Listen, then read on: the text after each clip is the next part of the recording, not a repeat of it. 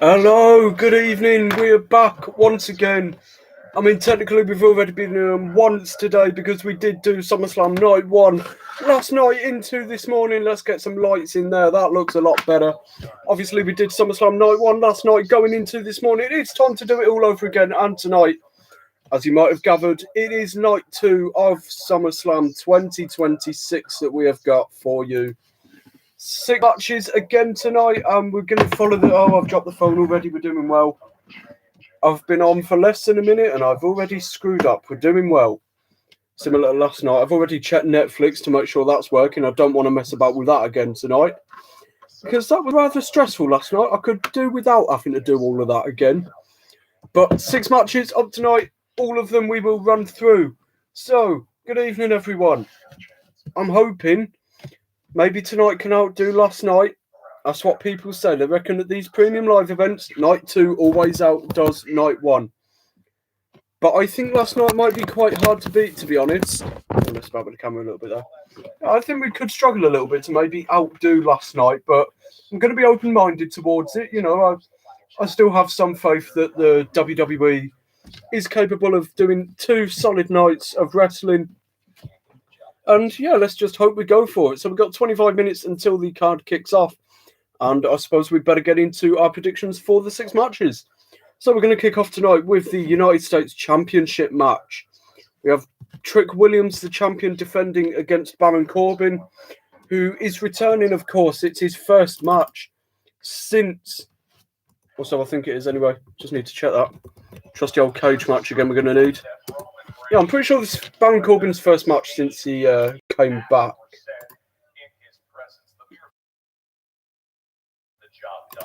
Also, I think it is anyway. Just need to have a look. Corbin. Baron Corbin. Jesus, his cage match rating is only 5.48. That is piss poor. Oh no, he's been on house shows.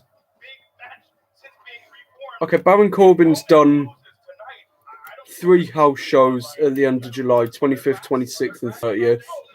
Springfield, Illinois, Bakersfield, California, and Stockton, California. But apart from that, this is the first match of Baron Corbin that we are all going to watch. Since he made his comeback on SmackDown a few weeks ago, and he is challenging Trick Williams for that United States Championship. Now, there's a lot to uncover with this. And I know there is a lot of outrage regarding Carmelo Hayes, and he's been left off another card. He missed out on WrestleMania, and he's missed out on SummerSlam. Well, for a match, anyway. There's still every potential that he gets involved. And if we're going to go for a hot take... Oh, Jesus Christ. They're just showing Danhausen... they're showing Danhausen warming up on the pre-show. He's using a skipping rope like weights. Oh, that's good going. I love Danhausen. How can't you? But yeah, we're going to see Baron Corbin win. I think we've got to bring him back strong. He's had a good run with the title. I think it's time for that to end tonight. Baron Corbin to win. But if we're going to go for a hot take, Melo will be involved, and Melo will align with Baron Corbin after costing Trick the US title. But I think it'll only be a temporary alliance with Corbin, and then obviously Melo's going to want to go for the title himself. So there's a lot to go for with that. Okay, next up, one of the matches that has the potential to steal the show, and if what I saw on the likes of WrestleVotes and Busted Open earlier is right, this number 1 contendership match for the WWE Championship, still, of course, held by CM Punk after that banger of a match with Cody Rhodes last night. The co-main event of Night 1 before the Hell in a Cell between Brock and Ober. Bálor versus Sami Zayn. Now, bear in mind, this isn't Judgment Day Finn Bálor anymore. This is proper Finn Bálor. This is like the Finn Bálor that won the US title in 2016. This is the sort of mentality that Bálor will have. He's a very, he's a very able wrestler. He's competent. He's experienced. And obviously the majority of this summer has been revolving around Sami Zayn, his 9-day World Championship reign, and the fact that he is pretty much losing his mind. So I think Finn Bálor will win, and if we're going to go for a hot take, Kevin Owens will be involved. I think after this match, this is the end of Sami Zayn's World Championship picture. He's won the title. I don't think we need to see him in the world title picture again.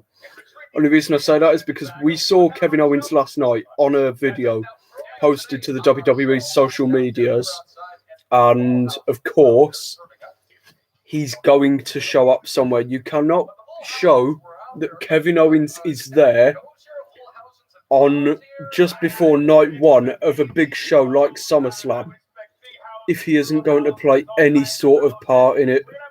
So I think we're going to see Kevin Owens tonight, and he's not going to cost Sami Zayn the match. I just want to put that out there. With Finn Bálor winning, he is going to get the win clean, and Kevin Owens will be there with Sami Zayn after the match, and I could see him moving back towards potentially tag team wrestling. That's all I'm thinking. Maybe, of course, we get Kevin Owens and Sami Zayn again. There's plenty of potential for that, and I would not be surprised if that was the case. So, long story short, Finn Bálor to win and become the number one contender to CM Punk's Undisputed World Championship. Obviously, there is history between them. CM Punk did retain his World Heavyweight Championship against Finn Bálor in his hometown on Raw back in March. And I think we're going to carry this feud on again. We never really got very far with it because he was still in the Judgment Day at the time. But now that Finn's a solo wrestler again, I think it's a very real possibility that he's not going to get the winner. It depends when they do this match. Because if this match gets put on Saturday night's main event, we're not going to see a title change, are we? The only time we get title changes with the world title picture at a Saturday night's main event is if it's vacant, which was CM Punk and Jey Uso last year. That's the only way it's going to happen, I think. So I think it depends on when the match will be done, and if it is done at Survivor Series maybe, or if it is done as far ahead as the Royal Rumble, Finn may have a better chance of winning than, of course, his pretty much guaranteed loss if we were to do this on a Saturday night's main event. That's all I'm thinking. Okay, third match, we have probably the stupidest match of the night. This is basically what I see to be the equivalent of Brie, Nikki Bella and Paige versus Fatal Influence last night. The match that no one really cared about, even with the heel turn at the end. It's Danhausen versus Dominik Mysterio in a human monies on a pole match. I know I've just said Danhausen. I'm a fan of Danhausen. I just want to say that. But you don't have to not be a fan of Danhausen to dislike the fact that at SummerSlam, rather than a singles match, we're getting a bloody human monies on a pole match. Now, surely that's the biggest telltale sign to anyone that Vince Russo is back writing for them. It's WCW all over again. Judy Bagwell on a pole match, this sort of thing, or a forklift. It's just stupid shit that should never be on a card, if that makes sense. Danhausen, Dominik Mysterio could easily put on a good match. If it was a singles match, that would be fine. Human money's on a pole. It's this Danhausen and the Judgment Day stuff. He's getting quite old now. It's been going on for a couple of months. Obviously, we had the Saturday night's main event match a few weeks ago between JD McDonough and Danhausen. The easiest match, as I called it, ever to predict. And Danhausen is undefeated in WWE since he's got here. Since he debuted at the Elimination Chamber, he has not lost. Danhausen's win-loss ratio is 15-0. Danhausen has not lost a WWE match since he signed.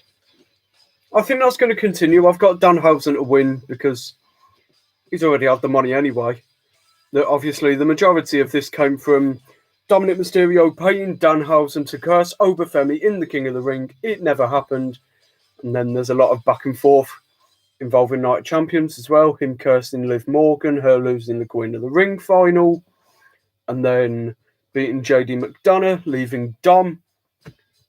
I mean, technically he's the leader of the Judgment Day, but obviously Liv does mention quite often that there is no distinct leader between Dom, JD, herself, Raquel, and Roxanne. But realistically, if we're going to look at a leader figure, it is Dom Mysterio. Like, there is no one else in the Judgment Day. Liv Morgan's the female leader. Dominik Mysterio is the male leader. And of course, we've had transition over the years. We've had Edge to begin with. Then we had Damian Priest. Then when him and Rhea went, it was Finn Balor. Well, Damian Priest and Rhea Ripley replaced Edge. They were replaced by Liv Morgan and Dominik and Finn Balor at the helm. And now Finn has gone.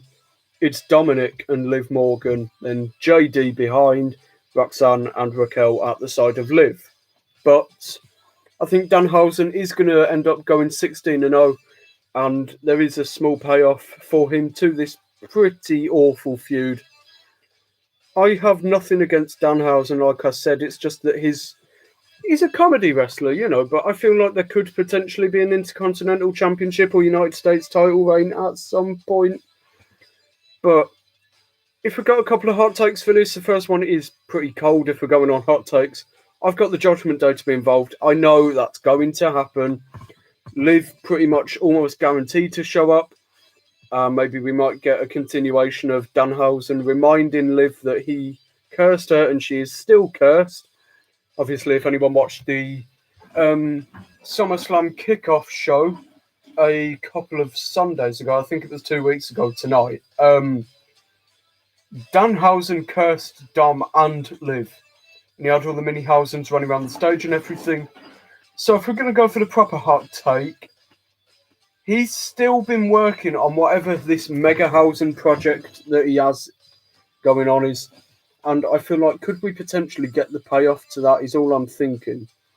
In which case we finally are told or shown what Mega Hausen is, what the experiment he's been working on is. And you can almost guarantee that we are going to have mini Hausens at some point somewhere within this match. But I think Danhausen will win. Mini Hausens will be involved. And if we're going to go for a hot take, who or whatever Mega Hausen is will be unveiled. Now, if we're going to put a name, if we have to put a name on who Mega Hausen could be, seeing as the WWE is still aligned with AAA, and Dominik Mysterio is the AAA Mega Champion, hear me out with this. He's just had a thing where he's been aligned with Omos over there temporarily while El Hijo de Vikingo is out. Dominik has aligned with Omos. And if you see where I'm going with this, Omos, 7 foot tall, Mega Hausen, brings him over to turn on Dominik. And it turns out Omos is back in WWE for a night as Mega Hausen. I don't know. It could be. It could not. Okay, next up, we've got a pretty interesting fourth match. We do have the interim Women's World Championship match.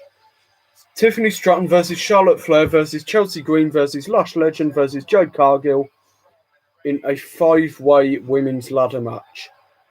So this is to crown an interim champion, of course, on SmackDown because Rhea Ripley has been out since Clash in Italy, or around then anyway. Since the last time we saw Rhea. It's been a while anyway, that's just the gist of it. And I think I'm going to put it out there. I want Chelsea Green to win. I think her work as US champion a couple of times has been brilliant. And I think that she deserves a world championship reign. And this is the perfect opportunity to give it to her. And then hot take wise, I've got two here. I've got two or more women to be busted open, seeing as it's a ladder match. Normally in ladder matches, chairs and tables will eventually become involved from under the ring, but I don't know how much of a part they will play in this. And the other one is a bit more out there. Does Rhea show up? There's a chance. I mean, we don't know how long Rhea is out for still. There is a chance that this is where she comes back.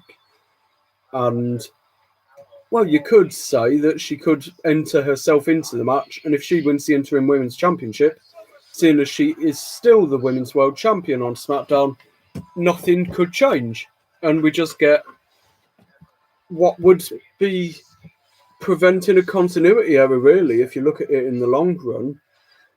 Yeah, I think that could happen. And then we end up getting Rhea back and winning this match. And then we just carry on as we were before with, with Rhea as the world champion.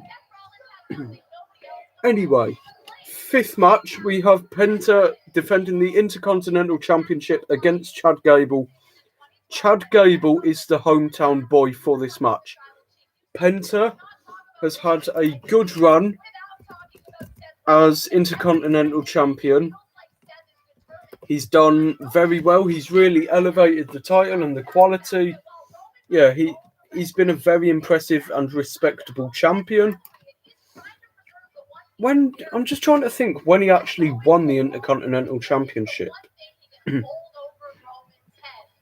2nd of March, Penta defeated Dominik Mysterio to win the IC title. And since then, he's beaten El Grande Americano, Dom, Dragon Lee, Kofi Kingston at live events. He's been in 6-man tag matches. Of course, he was in the 6-pack at WrestleMania 42. He's defeated Rusev, Javon Evans, Jackson Drake. So he's done a lot with the belt, and it's a respectable reign.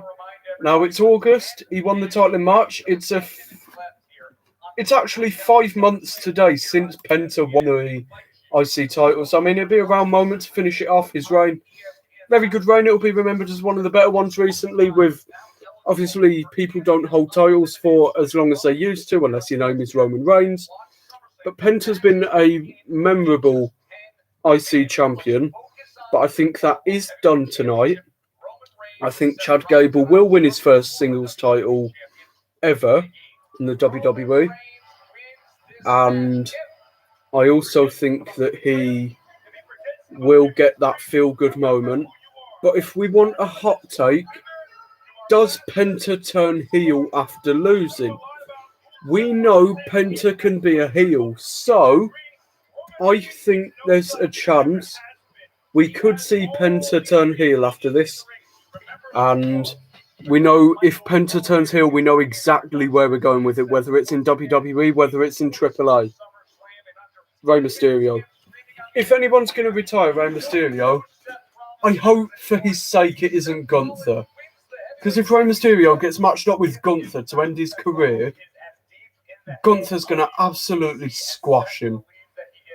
So we can hope that that isn't the case. Now, there's two worthy candidates that you could put forward to retire Rey Mysterio. Dominik Mysterio, but I think we've been there. We've done it all with Dom and Rey a couple of years ago, WrestleMania, and then the payoff with Liv Morgan as well.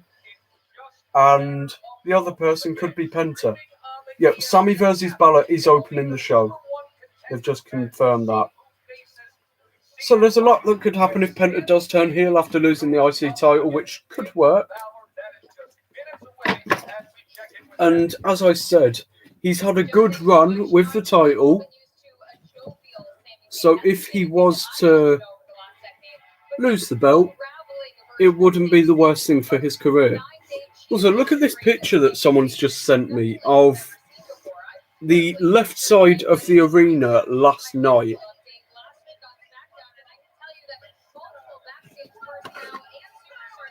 Look at that, fully empty apart from the bottom section. Now, worryingly, for them, WWE sold more tickets for night 1 than night 2.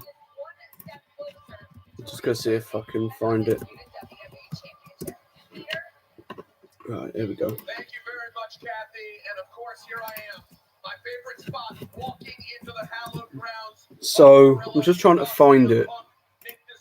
WrestleMania, always a good source. Right, we've got one more match to go through before I show you this, before the show starts. So, we do have Roman Reigns versus Seth Rollins, the main event tonight for the World Heavyweight Championship. I'm going to put it dead. Roman will retain. I don't think this is where Roman's World Heavyweight Championship run ends. I can't see it finishing like this, to be honest.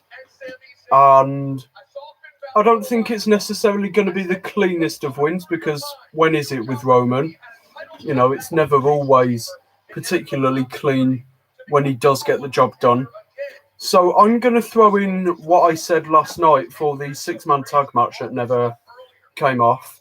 I think Roman will retain due to bloodline interference. And how much longer will they keep it before Zilla Fatu is involved? It's got to come off soon. Yeah, Zilla Fatu is due. So I think Zilla might make his debut and end up costing Rollins the championship, but not enough to the point where Rollins is going to pursue it after this. Yeah, I can't see him pursuing the World Heavyweight Championship, at least while Roman has it after this. But I think Zilla may play a big part in Roman retaining that World Heavyweight Championship. And there's a lot that could happen.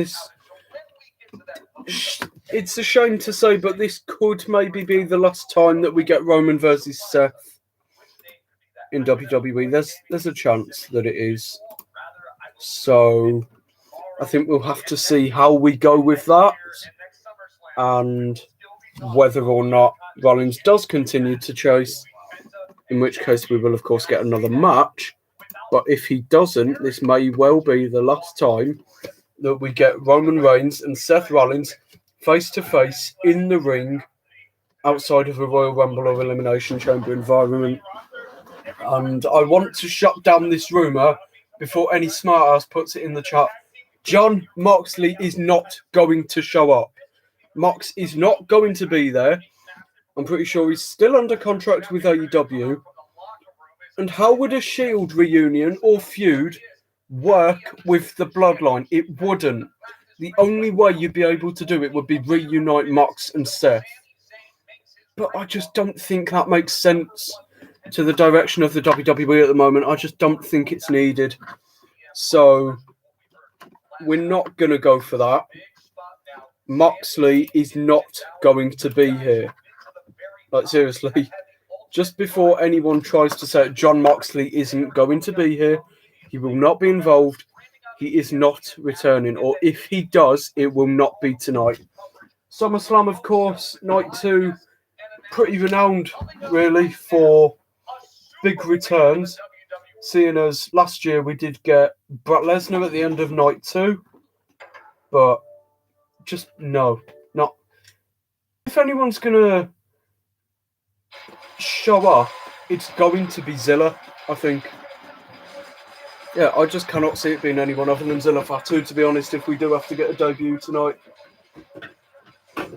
Yeah, return, if we're going to put one on it, Carmelo Hayes. And debut, if we're going to go there, Zilla Fatu. So I'm going to stand firm with them predictions. Also, I know last night I spoke a bit, well, I think it probably would have been this morning because it would have been during Cody and Punk's match. I did mention the Cody Rhodes figure and how I'd been playing about with all the jackets and everything, and that I've got all the different attires that you'd want, entrance jackets, all that good stuff. And I was browsing on Smith's earlier just to see if there's any figures that I'm in the market for on their way out, or if there's any update as to when they're going to release or be available for home delivery, and I noticed something. Now I'm going to share my screen to you here.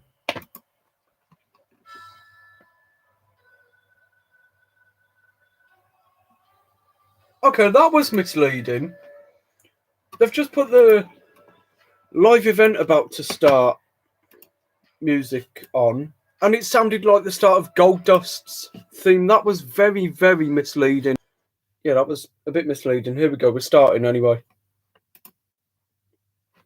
Yeah, we are starting. I'm just going to check. You might have noticed me saying this on Toy Hunts in regards to them re-releasing videos. And I just find it, the way that Smiths have done this is not brilliant on their part. It doesn't look very good for Mattel or for just WWE figures in general. When it loads, you'll see what I'm on about with the way that they've... Oh shit, they've put 127 on there. I didn't even notice that. The way they've put these together.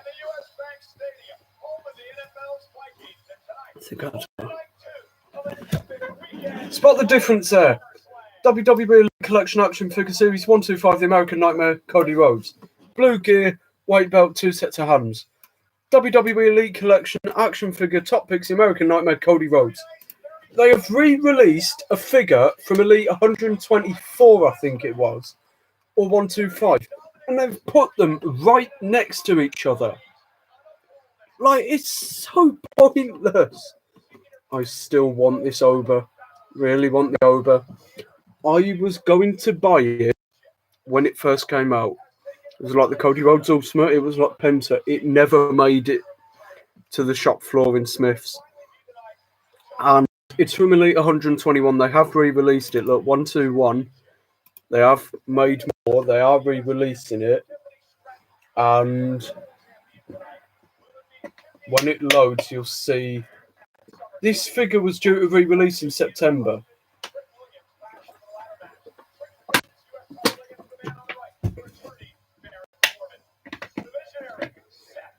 So Seth Rollins has showed up in a Shield mask. February 2027, that figure's due out. It was meant to be out back in July. They were meant to re-release it then. And they put it forward to September. That's reasonable. Now, then it got put to October, now February. So unless I manage to find one somewhere, I think you might have to wait a little while to see Obafemi in any SGPW matches. I'm just going to put that out there that might well end up happening. It is going to be a while before you do see him. But I've just put the lights on to, they'll change over time so it's more easy on the camera. Right, we're going through all the highlights of last night now.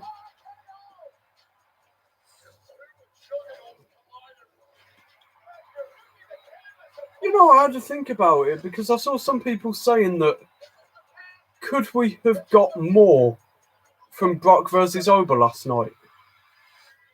I don't think so. I think that match served its purpose. It delivered what it should have done. And I don't think there was anything wrong with the Hell in a Cell. I think it was a good blow-off to their feud. You know, it's been going on pretty much the length of the year. Brock Lesnar is Obafemi's only non-King of the Ring feud on the main roster so far, and I think that was a good payoff for it.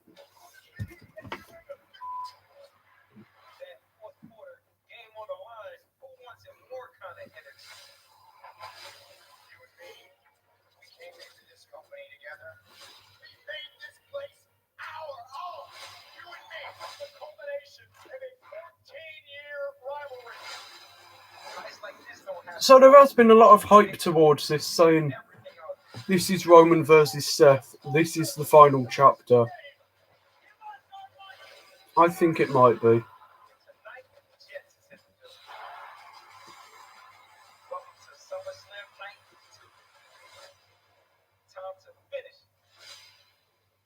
I wonder how long it'll be until they get Bleeding Haku to do a match. They've actually put him on the active roster as well. So let's just hope that they're not going to get Haku in. I think he might be in his 70s now. Let's just hope he stays as a manager. And only as a manager. Alright, here comes Bálor. Haku's 67 years old. He is not Ric Flair. You cannot have him wrestling at that sort of age. Alright, here comes Finn anyway.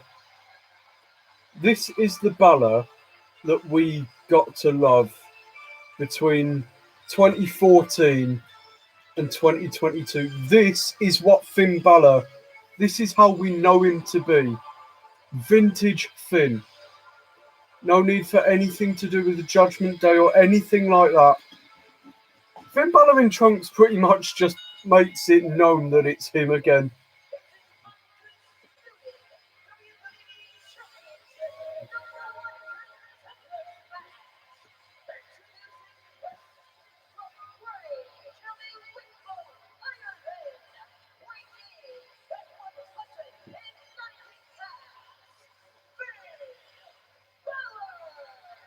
I love that he's too sweet in everyone at ringside as well.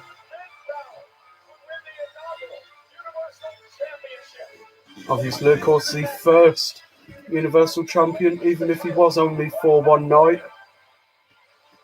Still.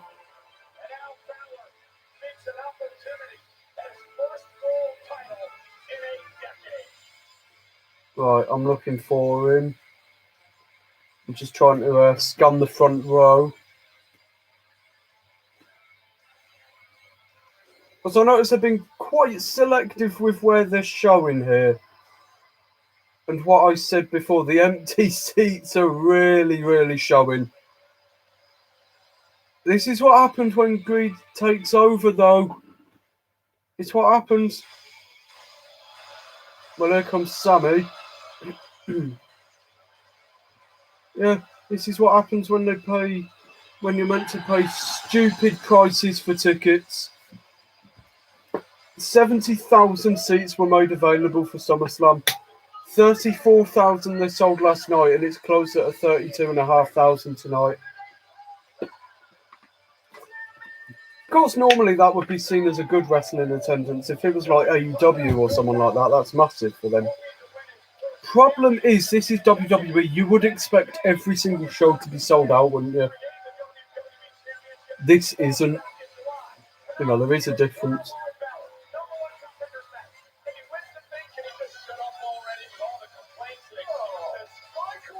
Green shirt guy's there, I can confirm.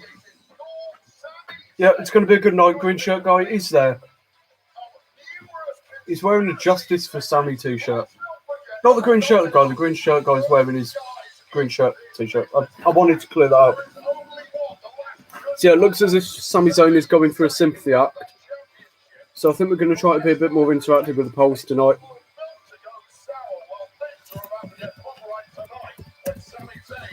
Right then.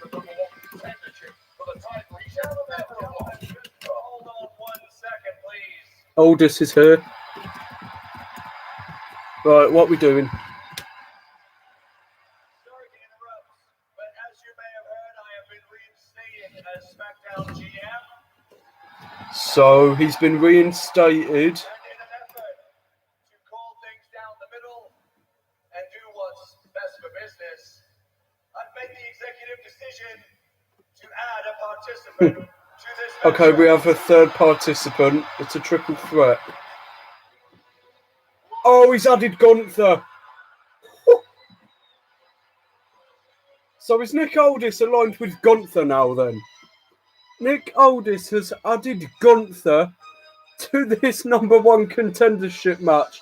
Sami Zayn is absolutely furious. Yep. Jesus. So Gunther has been instated into the match by Nick Aldis. And Gunther shakes the hand of Nick Aldis.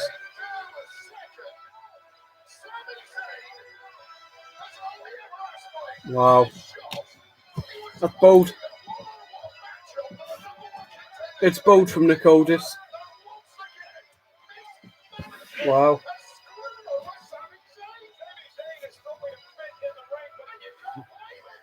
Bálor's composed. Sami Zayn's having a fit, which is always good.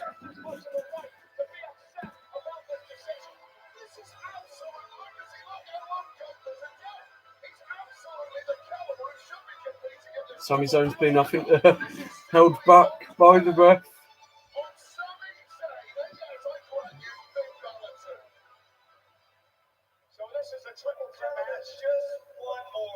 Oh, what's he doing now? Is he adding another?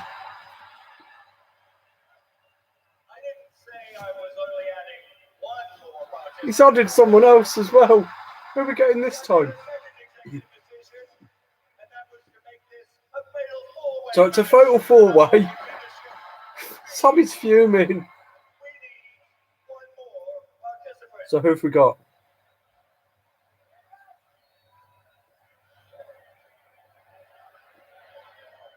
Is it Kevin Owens? He's back. He is back. KO is back. It has been way too long. There he is. It's been too long since we last saw Kevin Owens. Sami Zayn's face. Brilliant. Brilliant.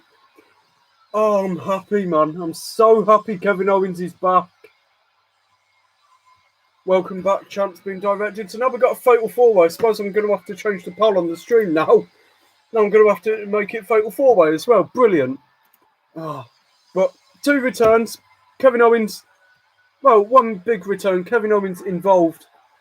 And Gunther also added to this match. But fair enough. What a start to the night that is.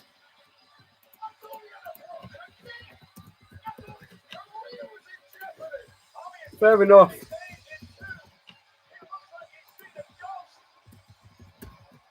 So who wins now then? I suppose my prediction's going to have to go out the window. Because now I don't know with Kevin Owens in the equation.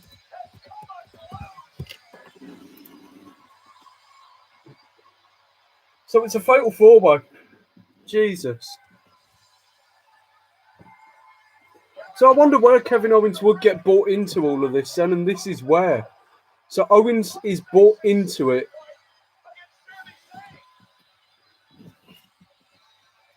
Into the fatal four-way. He looks in brilliant shape. Yeah, he does look in good shape, Kevin Owens.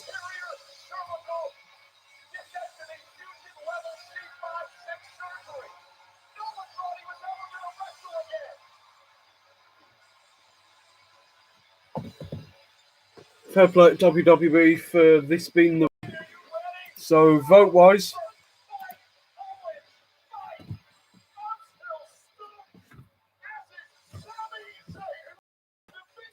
Wade Barrett's having an absolute fit. So Sami Zayn, it's brilliant. Well then. Fatal four-way is underway. KO's gone straight for Gunther. Bálor's gone for Owens. Sami Zayn's just standing back at the moment. Gunther. Kevin Owens able to counter him.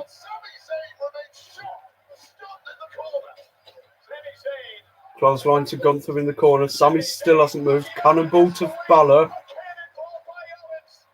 And to Gunther. And now it's going to be Kevin Owens and Sami Zayn. KO and Sami facing off in the middle. Gunther's out the ring. So how are we going with this then?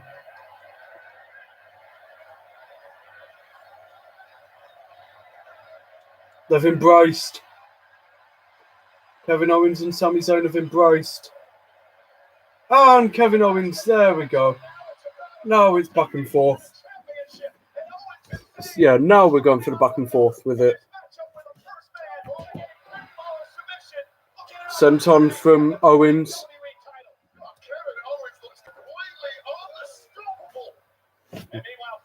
Gunther sent out the ring by KO now.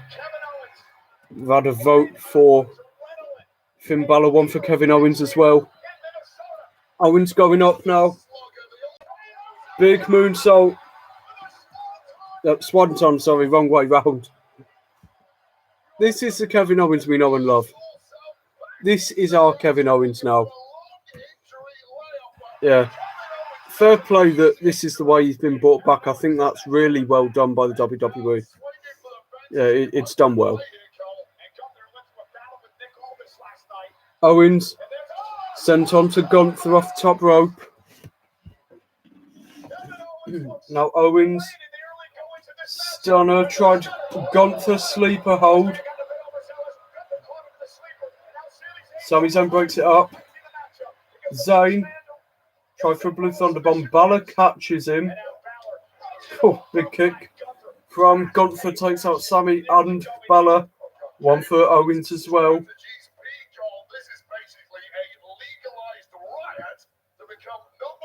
Irish whip to Sami. Gunther goes with him, kicks him in the midsection. And again, Gunther now. There's the first chop of the match.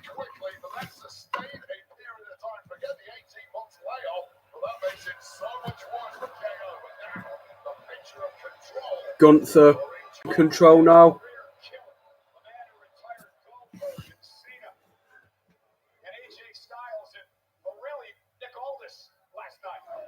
Now Bálor chops Gunther. A few to him here. Gunther near the midsection, off the ropes. Gunther countered, power slam. Bálor covers. Gunther out at 2. Chop from Bálor. And Gunther. Chop to Bálor again.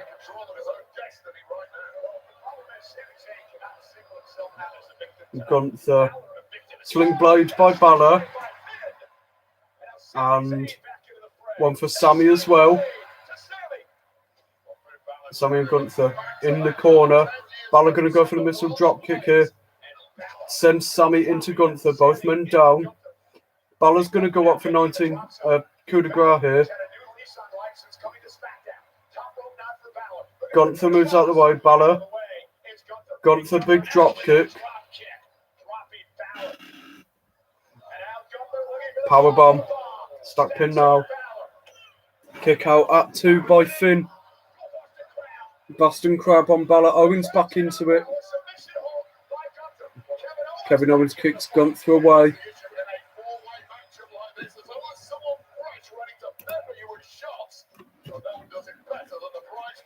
Gunther being stomped away on by Kevin Owens in the corner.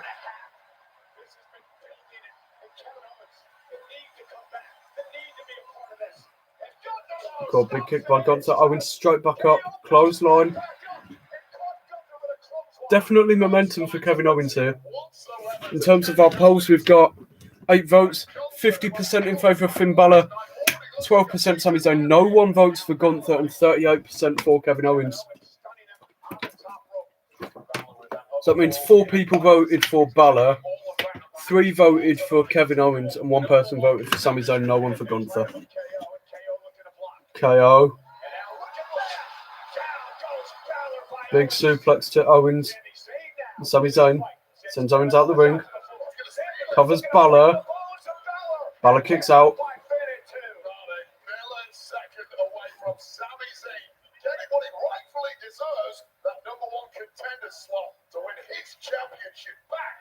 Here's the deal. Stop complaining. Stop moaning about this and win the damn thing, Sami. Shut up your critics by winning the match. It's simple. And Sami Zayn now. Bálor in the corner. Top turnbuckle. That's right, Sami wants the superplex. Looks like he might well get it. Bálor resisting. Shot to the midsection. And again. And again. Finn Bálor. Bálor on the top rope. Owens punches him off it. He falls out the ring. That's Bálor, not Kevin Owens, by the way. Owens going up top. Sami's down. Sent on Owens. Caught by Sami's knees. Caught Owens' neck. Now Sami's got the ref.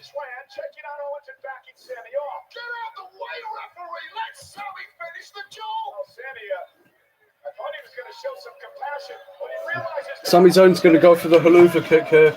Gunther's getting back up. Gunther catches Sami. Sleeper hold. No one else. Oh, Bálor's there now as well. Bálor's going up for the coup de grace. Bálor gets the coup de grace. Who's he going to cover? Gets Sami. 1, 2. How the hell did Gunther break that up? I really thought the ref had counted for 3 then. Yeah. I think he fucked it up a little bit. He botched it in reality, but just missed the 3 count. Just. To start off SummerSlam Sunday, Bálor and Zayn and Gunther, and yes, folks, Kevin Owens are part of this fatal 4-way. Now Gunther, big chop to Bálor. Sleeper hold is in. Bálor rolls through. Covered 2. Gunther kicks Owens back into the ring now. Super kick to Gunther. Stunner to Bálor. Gunther. Sleeper hold. Owens reverses. Stunner of his own. Sami's in there as well. Sami. Blue Thunder Bomb. Cover. 1, 2. KO kicks out. KO able to kick out. Before we end up with Sami Zayn as world champion again in a few weeks. Also, I think we need to credit the fact that someone's gone as a full-on macho man in the front row. Yeah, Sami Zayn's gone there as a full-on. Like, he's just stood there next to a bloke as macho man. Kevin Owens catches a haluva kick with a super kick. Stuns Sami. Stunner. Owens. 1, 2, 3. Kevin Owens is the number 1 contender for CM Punk's World Championship. Looks like this might be a hell of a return story for Kevin Owens. And the polls were just wrong. Yeah, nearly. Very nearly. Finn Bálor ended with 49%. Owens had 38%. Zone 13, Gunther 0.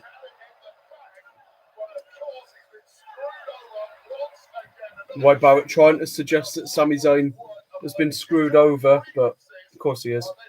Wade Barrett. What else can you expect?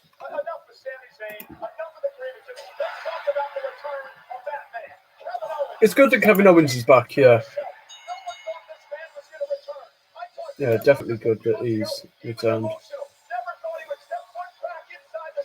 Because, of course, there was the potential that he never came back. So, it's a good thing that he's back, Kevin Owens. So, I'm not sure what match we're going to have next. Owens definitely celebrating.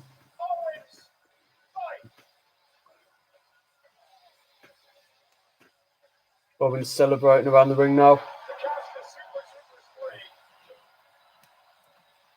I think it would have been better if we hadn't had the video of him last night, but at least he's still back, you know, let's just look at it that way. We have got Kevin Owens again, and he is back.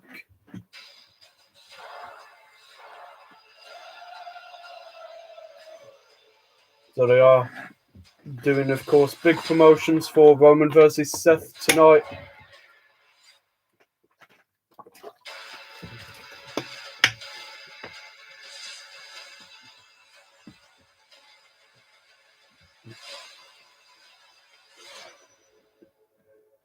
Of course, that will be the main event tonight.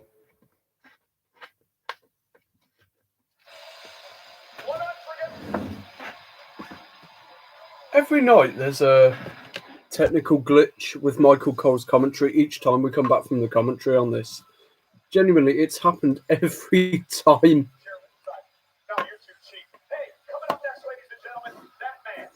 So it's Trick Williams versus Baron Corbin next. Presumably we're about to get a break. Our stream's just hit the hour mark as well, which is good.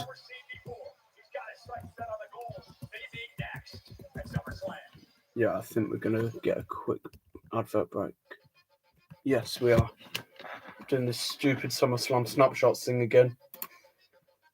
So I'm going to put that poll into the chat now, so you can vote on this while it has a break. But I will just wait to make sure before I go for a quick break. My leg is still playing up. Yeah, just before I do just want to make sure that the WWE is having a break. Yes, they are. 3.5 minute break. I will see you on the other side of that.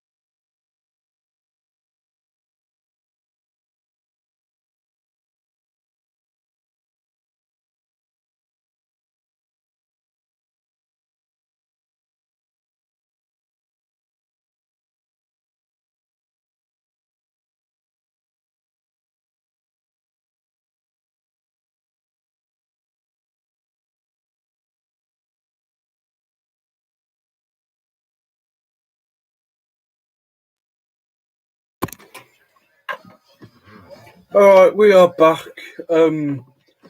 Now, Larry, you have missed out, my friend. Neither Finn or Sami won the match. So, long story short, Nick Aldis came out just before the bell was going to ring. He announced that he'd made the executive decision to make the match triple threat. He introduced Gunther. They shook hands at the top of the stage. And then as Gunther came into the ring, he brought back Kevin Owens. Now he has returned to the ring. So Baron Corbin's on his way down now. So he should be anyway. Sounds like new music for Baron Corbin. Here he comes. So, first time in a couple of years, but Kevin Owens won the match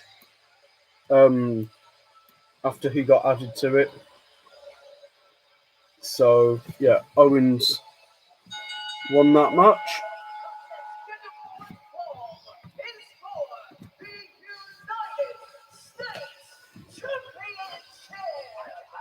Corbin, of course, coming down to the ring first as challenger. I'm curious to see how this plays out, if that makes sense. Yeah, I'm quite curious, to be honest. Obviously, this isn't the Lone Wolf or Happy Corbin or Sad Corbin. He's had a lot of different gimmicks. Yeah.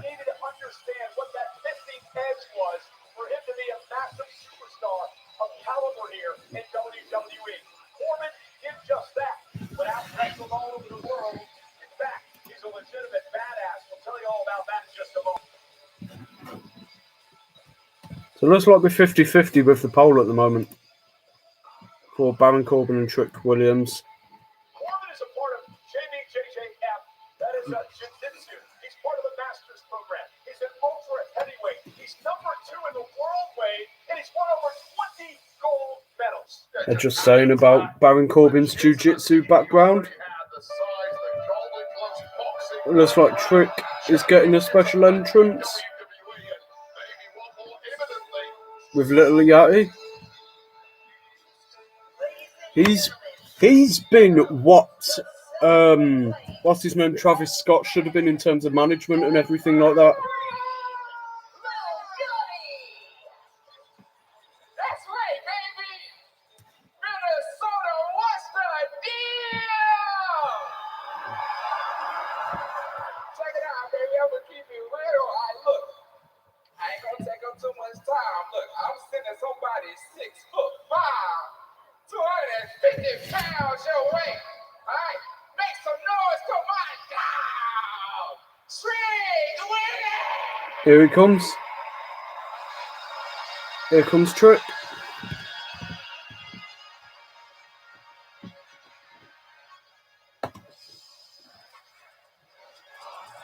It doesn't sound the same without Booker T saying it.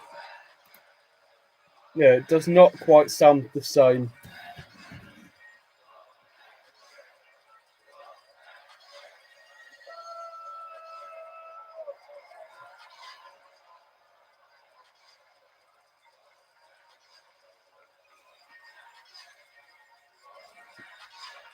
Obviously, Trick Williams has the custom US title, the furry title as it got branded. Yeah, the quote furry US title. Because obviously it's meant to fit in with his gimmick. Well, not his gimmick as such, his entrance jacket. And yeah, that's where that comes from. Didn't realise how big and difference my lights are making. United States Championship with Sami Zayn back in WrestleMania.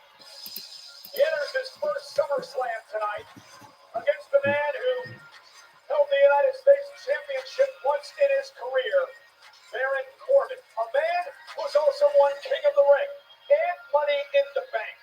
And Baron Corbin claims Trick Williams is going to feel like he's in quicksand in this match tonight.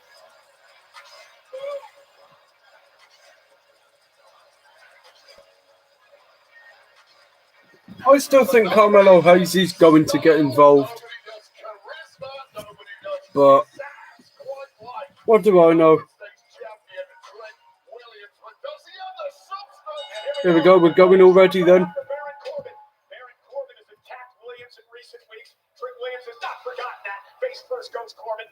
And a give up by the United States champion. Trick Williams able to get Baron Corbin down there.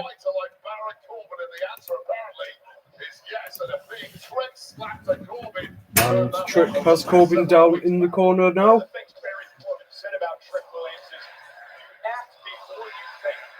Talked about learning patience when he was away from WWE. Now Trick, good strong start. Corbin is up against the ropes now. Clothesline by Trick.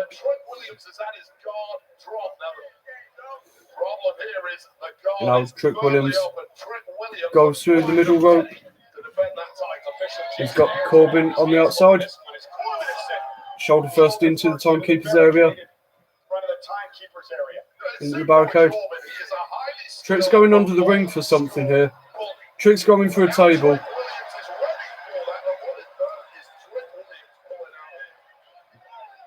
Trick's got a table.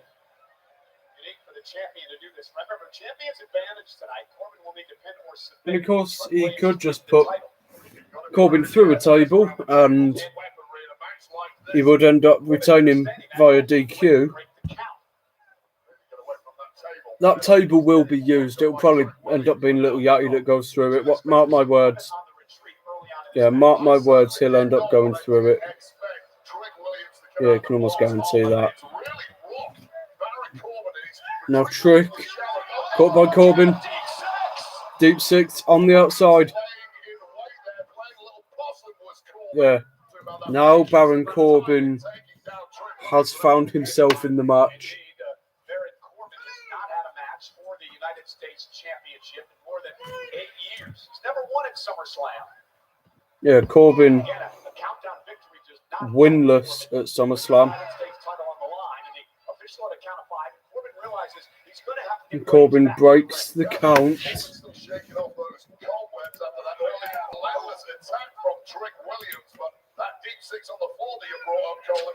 So now Trick goes face first into the steel ring post. Corbin utilises what he's got on the outside that he can actually use.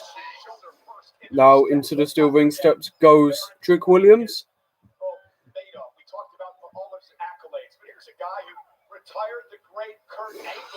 Obviously Baron Corbin did retire Kurt Angle back in 2019, so I think we are going to end the poll there.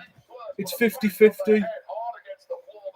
So we had 3 votes for Trick, 3 for Corbin. So Corbin going to work on the face of Trick Williams.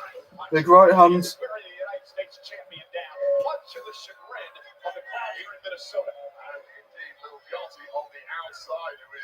Unable to assist his man whatsoever here, and what a beating this has turned into. Baron Corbin firmly in control now.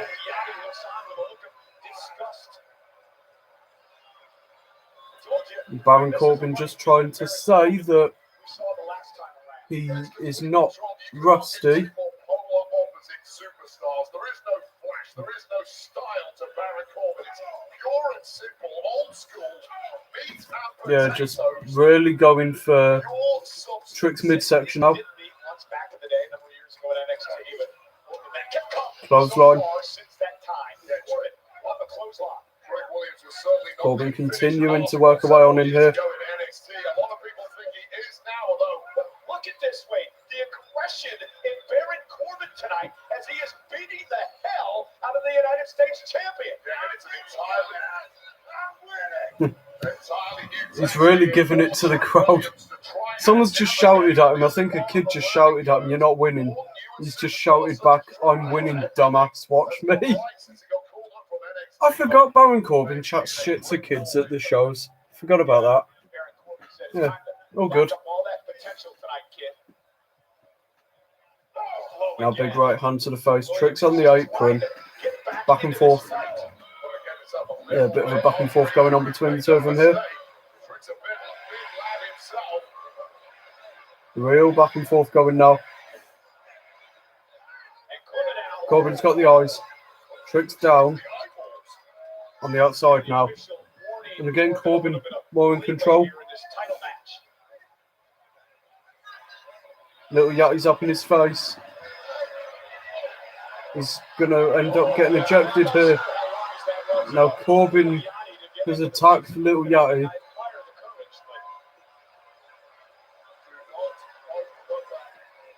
And now there's, Little Yachty's got that kendo stick. Now Corbin's backing off. Little Yachty swinging for Corbin. Ends up hitting the ring post. And Trick is back on his feet now. Corbin goes off the corner. Chopped by Trick.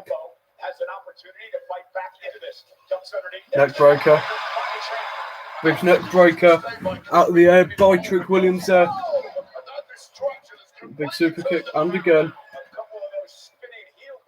Yeah, big heel kick. Chokes. Bookend. 2. Corbin out at 2. I'm pretty sure Drew McIntyre is still the only person who's ever actually kicked out at the end of days when it's been hit on them. And the pin has been gone.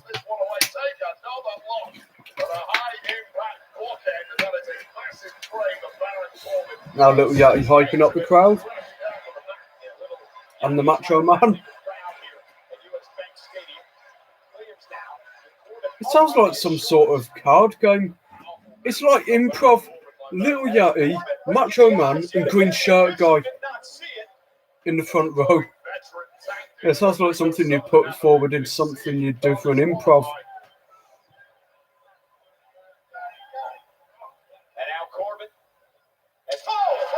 And Little Yachty just hit Corbin with the kendo stick.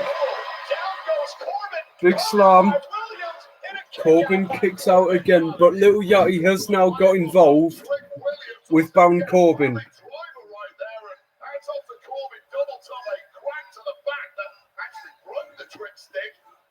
Yeah, he's managed to break the kendo stick, just whacking it on Baron Corbin's back as Little Yachty.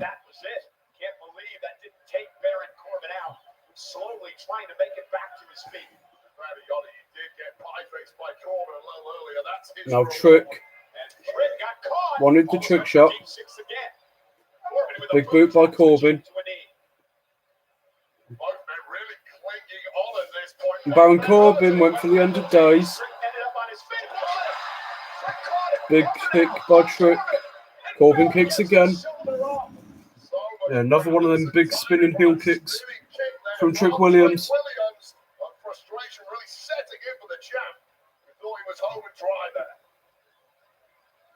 Williams gonna set up for the trick shot.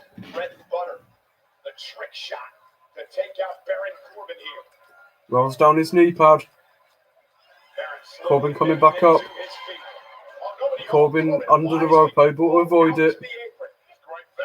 And now Baron Corbin able to get the headbutt using the ropes on Trick Williams there. Corbin has the US title here. What is he going to do here? Corbin's got the US title.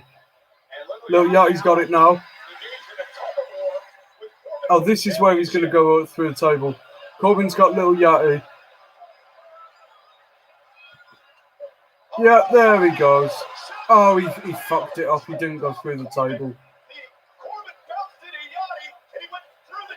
No, he didn't, Michael. He went nowhere near the fucking table. Corbin's hit Trick with the title, so this isn't going to be clean now. Baron Corbin. End of days. That's it. 1, 2, 3. Baron Corbin is the US champion. I called it. Finally, I'm up and running for right predictions for the night. Baron Corbin, in his first match back on TV, is the United States champion for the first time in 8 years. And I would imagine the soft US title is going. And Baron Corbin's one will be with us on Friday on SmackDown.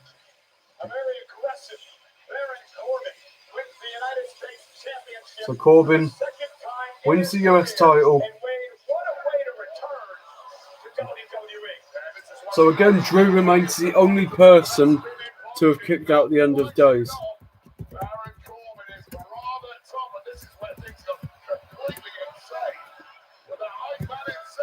Yep, Drew McIntyre is the only one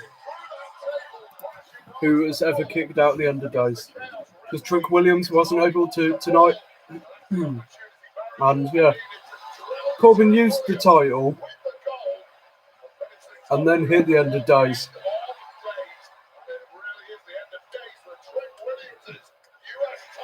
I love that they tried to say that Little Yachty went through the table.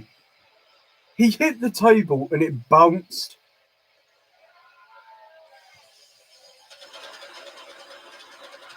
So Baron Corbin does get his moment as the new US champion. First title change in all of SummerSlam. Because last night Punk retained. That was it.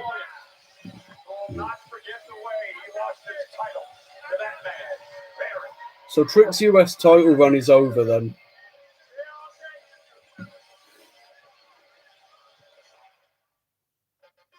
Not bad. Good match, that. It's two good matches so far, I've got to say.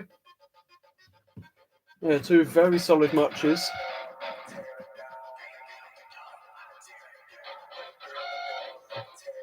So they're just running through all the highlights from last night. I think we'll probably do a women's match next, I would imagine. Well, we've only got the one. I imagine we do the ladder match. Yes, we are. Yep, ladder match is next. So tonight we will crown an interim WWE Women's Champion. 5 women compete in the ultra dangerous ladder match. It's next at SummerSlam. Yep, so the women's ladder match is next. And they've put us onto another break, typical. But I'm going to take the opportunity to stretch my legs again. And presumably I will be back in about... Yep, muted myself too early. I'll be back in about 3 minutes.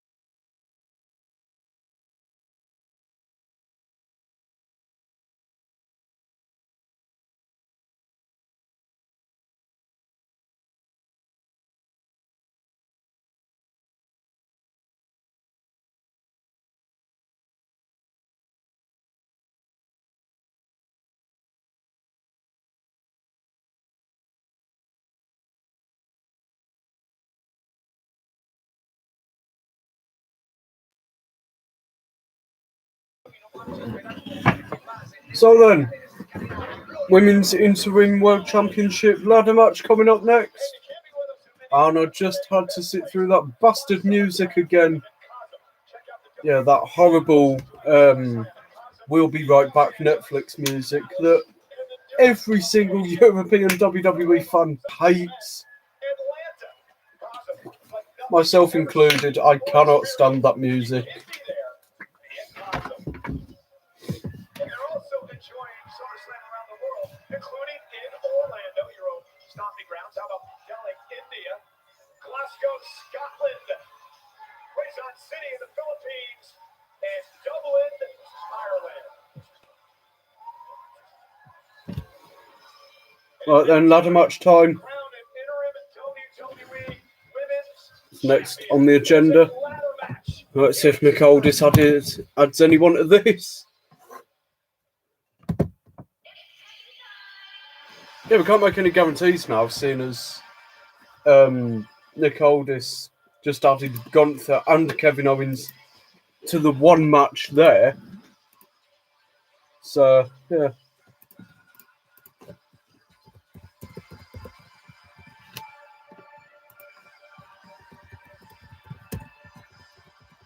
Time for another poll then. Well, seeing as we only get 4 options on a poll, I am not going to put Lash Legend on there. There's absolutely no point. Watch this backfire on me. There's no point me putting Lash Legend on the poll because she will not win the match. Now I've said that, she will win it. I can almost guarantee that now. But I'm going to stay loyal to my prediction of Chelsea Green. So, that poll is now live. Do you reckon we actually walk away from this with Tiffy 2 titles then? She's already US champion. All she's got to do really is win this match and then she's there. Be one of the first ones, if not the first one, since Becky 2 belts.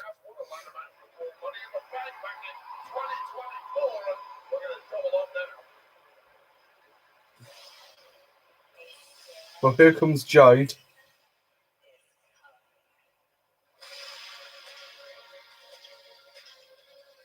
Yeah, here comes Jade Cargill. Now, if you've watched my channel before, you know I'm not the biggest fan of Jade. I think more often than not, she can be a bit like Nia Jax. She's a little bit reckless sometimes, but I know she is quite popular. Yeah, she's a bit reckless. And botches quite a fair bit, but there's always room and time to improve, isn't there?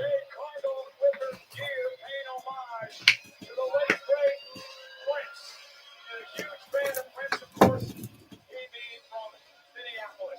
Jade Cargill enters a ladder match for the very first time in her career. Looking once again to become WWE champion. Yeah, look at the start.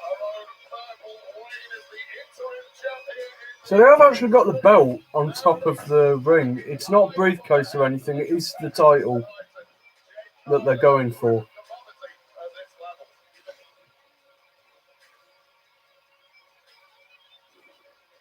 Still been very selective with where they're showing on here with regards to the empty seats problem that's quite apparent. Quite the history. They battled many months over the WWE title. Well, here comes Chelsea Green. She's on her own.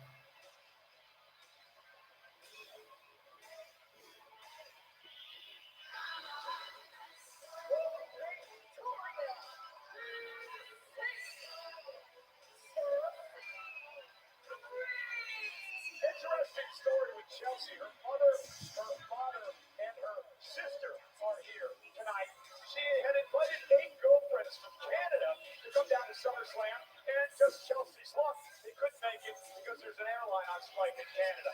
So Chelsea Green, something always happens. She's definitely my pick to win this. So I'm backing Chelsea Green.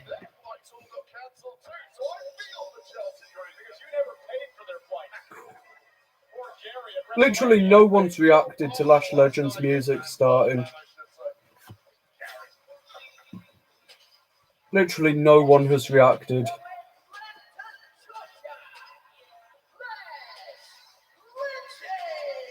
Her first SummerSlam, her first ladder match. The powerhouse, Lash legend, entering the fray. Now remember the rules. The interim championship's hanging above the ring. You have to climb a ladder, and the first person to retrieve the title will become the interim champion. Yeah, well, Lash legend has that huge brain full of basketball star in your feet.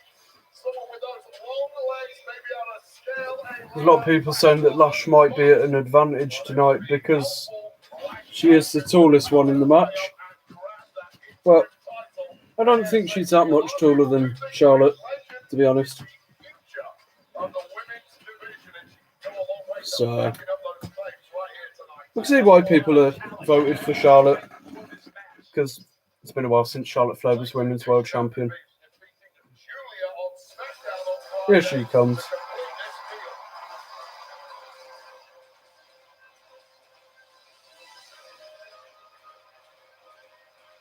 Obviously, Lash only qualified on this SmackDown just gone. Yeah, of course, she only did just win her qualifier. And there's been a lot of outcry over it as well, with the people saying that they're booking Giulia like shit. Yeah, they might well be, but if we're going to talk about WWE booking women on SmackDown like absolute shite, where do we start with Jordynne Grace? Yeah, I think Giulia's got a very big claim there, but of course Charlotte is always going to be in these sorts of matches. But Lash Legend, I think Giulia should have won, to be honest. Looking to win her 15th World Championship here tonight. Charlotte Flair sets her action in this ladder match. She's had some success over the years in Summerslam. Charlotte, good history at ladder matches. WWE title. 2018, a SmackDown championship. Won the tag titles last year. And she's had 6 ladder matches in WWE. The most experience in the ring tonight. And meanwhile, Jade Cargill's gone for Charlotte here. renewing her rivalry with Charlotte Flair. Bell rings, we're underway. Yeah, major beef in recent weeks between these two women of And now Jade trying to take Charlotte out before she can even get into the ring. Charlotte fighting back now. Jade face first into the ladder. Tiffany facing off with Lash Legend. Now Lash powerbombs Tiffany into the ladder. Now Chelsea Green. Big splash. Caught by Lash though. Now chokeslam into a ladder. Oh, great. And she's got whacked by it after as well.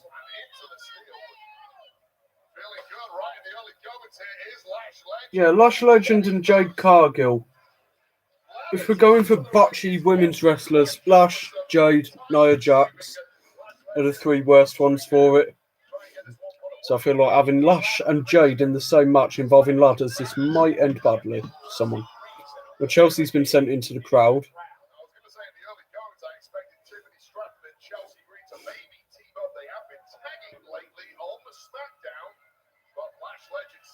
Well, Lash Legend about to go up. Charlotte Flair's got the ladder.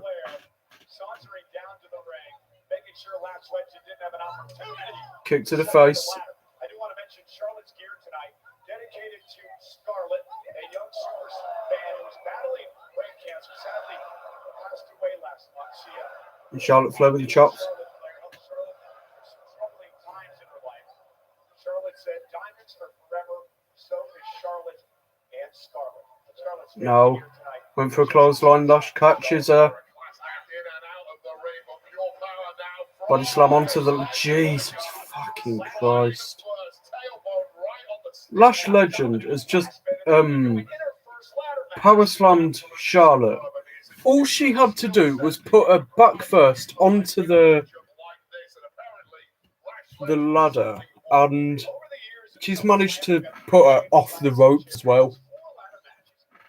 It's botchy, to say the least. Now Jade and Lash going over the ladder here. And now Chelsea and Tiffany Stratton. All four going for the ladder.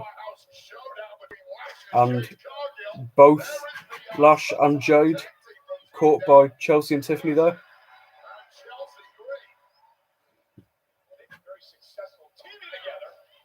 Well, looks like they're both forming the alliance so far.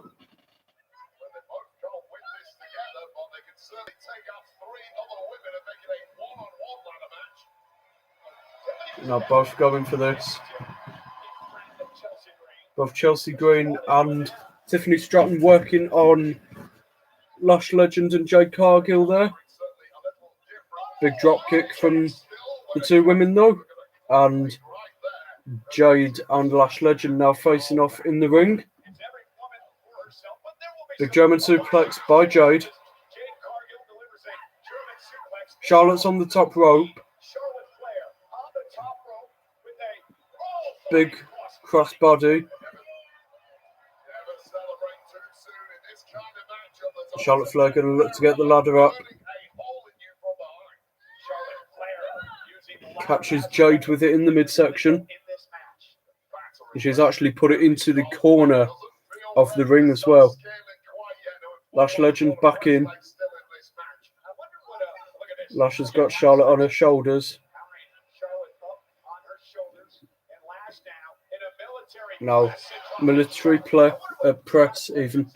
Don't know what a press is. Yeah, military press from Lash Legend. Flair is down. Looks like Lash is now going to go for the first ladder in the ring.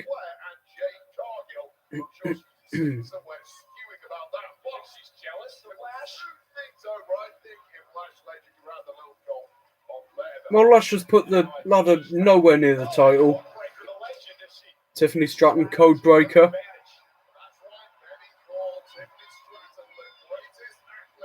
Chelsea's still down on the outside. Charlotte's back in now. Now, Tiffany Stratton and Charlotte Flair face off again.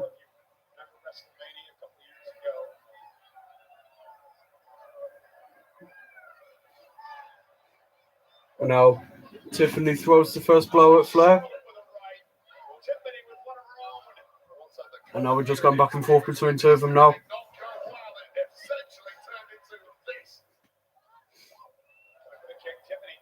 Now, Tiffany, Charlotte catches her. Stomach first onto the ladder. Drop kick from Chelsea. Charlotte's pretty much no-sold it. Got straight back up now. She's been hit off the ladder. Chelsea's the only one up at the moment.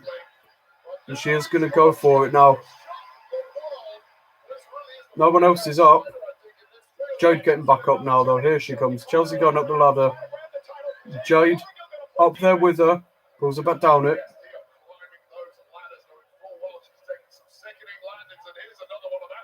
And now Jade Cargill.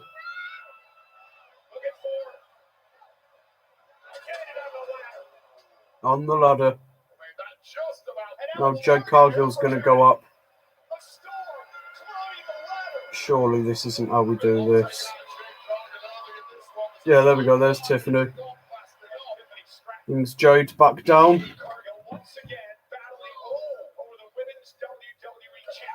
Now Jade went for a chokeslam. Tiffany reverses. Backstabber. And now Stratton's going to go for it again. She's the only one in the ring again. Well, it was Chelsea Green last time. Now it's Tiffany's turn. Charlotte's back in. Taken away.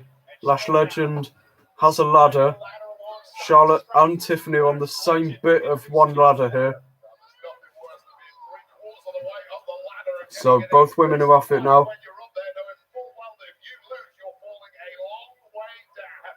Now Lash hits Flair with the ladder. Tiffany able to block Lash Legend into the corner with her ladder. Now face first. A few times goes Lash Legend off the ladder. And Stratton now.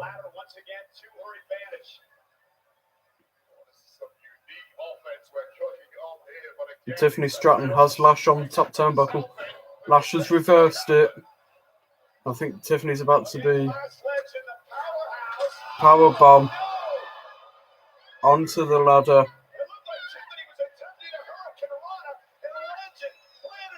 Yeah.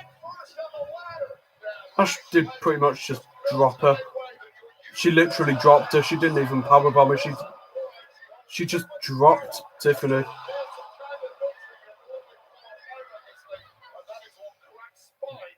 So Charlotte's back in now. Drop kick to Lash. She's face down on the ladder. Charlotte going up now. Charlotte going up. Charlotte Flair. Charlotte's got the title. Jade's back in. Charlotte's hanging here. And now Jade Cargill and Lash Legend have Charlotte Flair. And now Charlotte brought back down. They've completely botched the... Jesus fucking Christ. Who thought putting Jade Cargill and Lash Legend in a match like this would work? They're both botchy as fuck. They can't even catch two of them, Charlotte Flair, when she's falling from about 3 feet above them. Now Lash is going up again.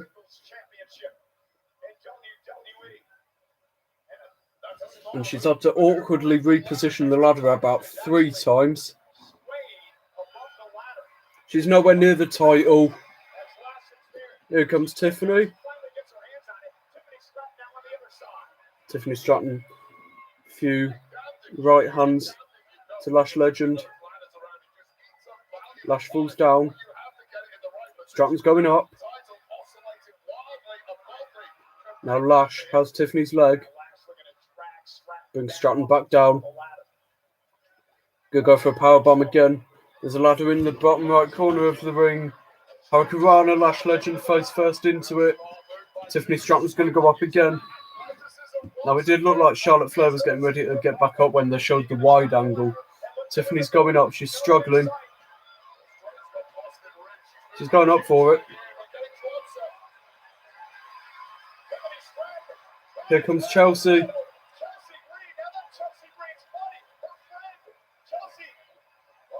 And Chelsea Green. This is going to be Chelsea's moment. Charlotte Flair just got sent off the ladder onto Lash Legend, Tiffany Stratton and Jade Cargill. This is Chelsea's moment. This is going to be her moment. No one else there.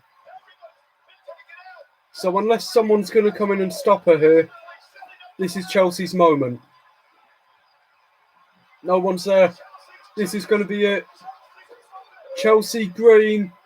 Oh, here come Meechin and B-Fab. But Chelsea... not yet anyway. Meechin and B-Fab are here to stop Chelsea Green winning the women's title just yet. She's caught in the ladder now.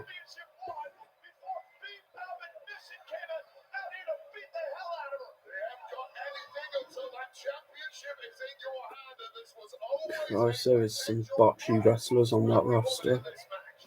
Now they're helping Jade up. Chelsea Green's hanging from a ladder. Jade Cargill's been helped up. Cargill's going up. Charlotte's back as well, though. She's in the ring. Sends away B-Fab and Meechin. Clothesline. Now Charlotte. Now Cargill kicks her away. Now Charlotte going up the other side. Now going back and forth with the right hands on top of the ladder. Lash Legend's back into it, as is Tiffany Stratton. All 5 women are on ladders. Chelsea Green the least out of all of them, seeing as she's stuck upside down on a ladder. Jade is in the middle. Well, there go Lash Legend and Tiffany Stratton. Charlotte Flair and Jade Cargill are the only ones left now. Chelsea Green trying to free herself, but not getting very far with that. Jade Cargill, Charlotte with her hand on the title as well. Both women are on the ladder on the right now. Right hands again. Now, both women teetering, both full. Chelsea's got to do this now. Chelsea Green has got herself up here. Chelsea Green. This is it now. Chelsea's the world champion. Chelsea Green has won the Women's World Championship. I called it. I said she would. Interim Women's Champion. But until Rhea's back, she's the world champ. Fair enough to her. Yeah, fair play. Chelsea Green is the interim Women's World Champion.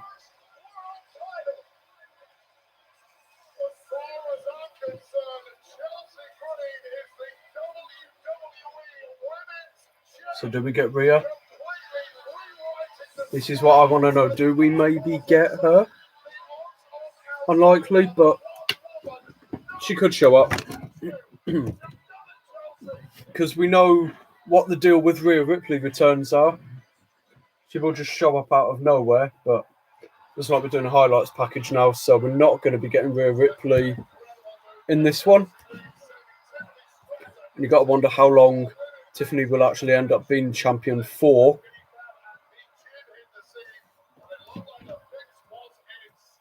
But you could argue that all the matches that were doable to predict from the start, then I'm 2 for 2. Because I said Chelsea would get her moment, and I've said that Baron Corbin would beat Trick Williams. Obviously, the opening match was impossible to predict, seeing as Nick Aldis added Gunther and Kevin Owens to it. But, yeah. So until Rhea Ripley's back, world champions for the women are Chelsea Green and Liv Morgan.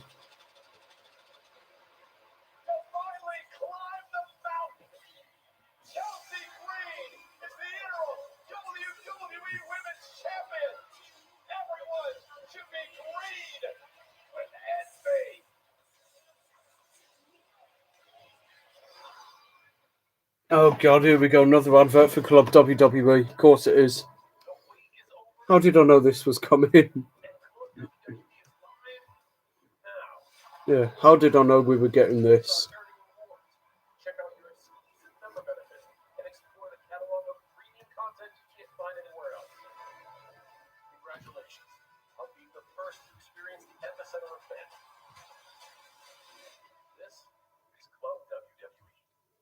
So I'd imagine next up we will have, I'd imagine we're going to get Human Monies on a Pole. Fuck. It's either going to be that or, well, we know Roman Seth is last. So it'll either be Gable and Penta or Human Monies on a Pole. Human Monies on a Pole is next.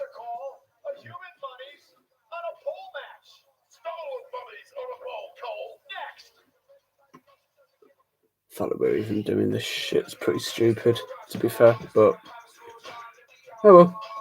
Not really Danhausen's fault that this is how he's been booked.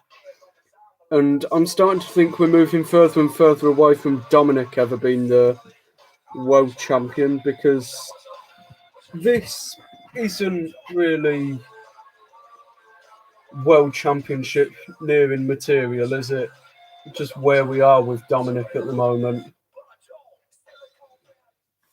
But it's like they're advertising Zuffa Boxing this time. And so next up, Human Monies on a fucking pole. Please just let this be a relatively quick match. That's all I ask for. Because we don't want this to be particularly long. Yeah, all we want, short-ish match.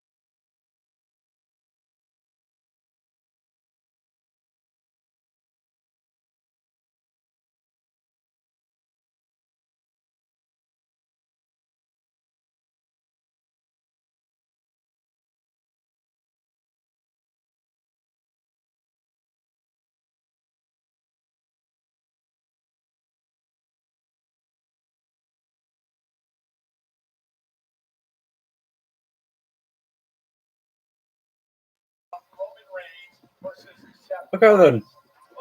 3 matches to go. We're halfway through the card.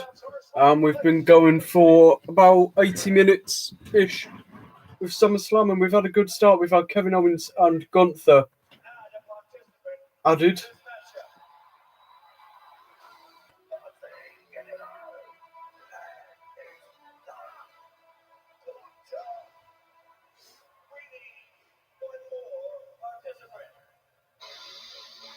Yeah, Gunther, Kevin Owens added.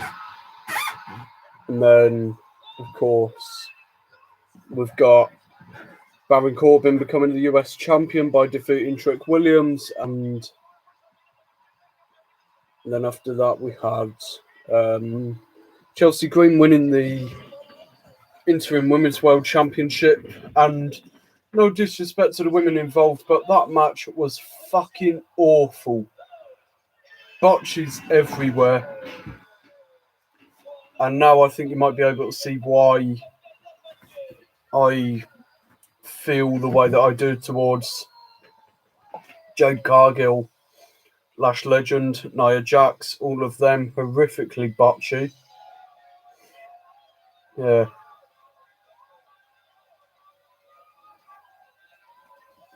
Okay, I got a person there dressed as a big can of Minute Maid.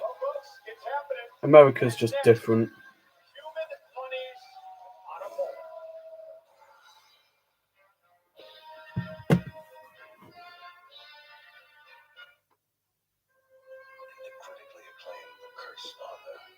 Oh, Jesus Christ.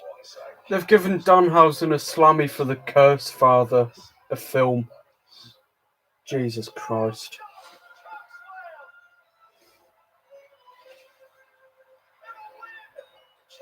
Jesus Christ. Oh, God.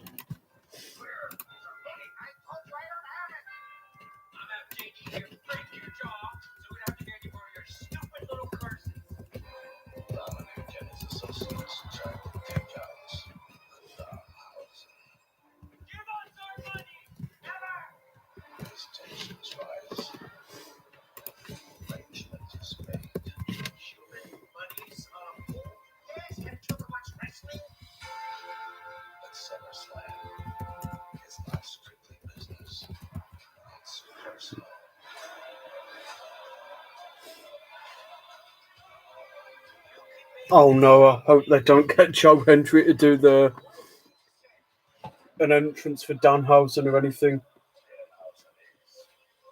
We do not need another rendition of I Believe That You Are Cursed. That is stuck in my head from Raw. Right, here comes Dom anyway.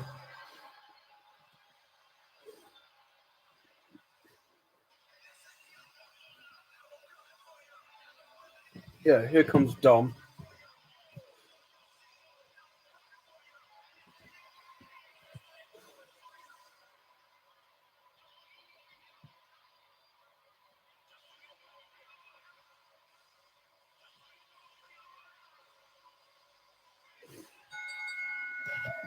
Right then.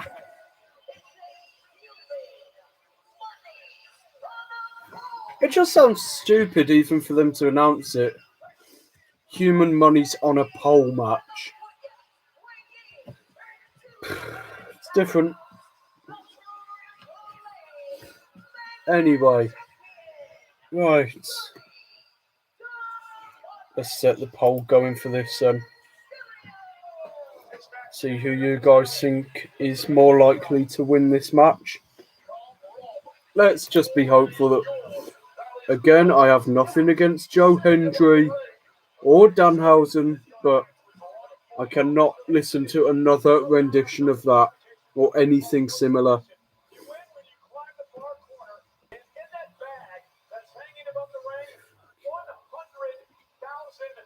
It is literally just like a cartoony money bag above the top corner. And again, Dominik Mysterio is supposed to be the future world champion, and this is where we are. It's dim. Yeah, it does not look good for him at the moment, in that sense. Yeah, it really does not look good.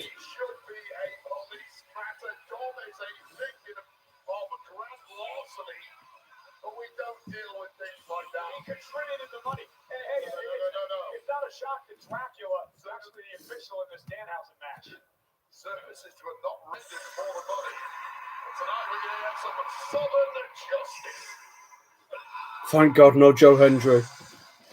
Alright, here comes Danhausen anyway. Oh God, what the hell is he driving? Well, he brought the Danhausen mobile. That's a start. Jesus Christ, he's driving the Danhausen mobile. Jesus Christ.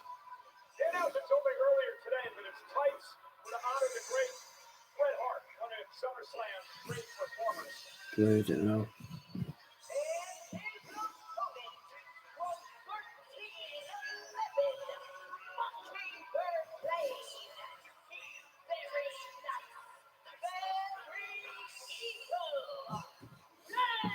So currently the poll is 75 to 25 in Danhausen's favour at the moment. That's how people have got it.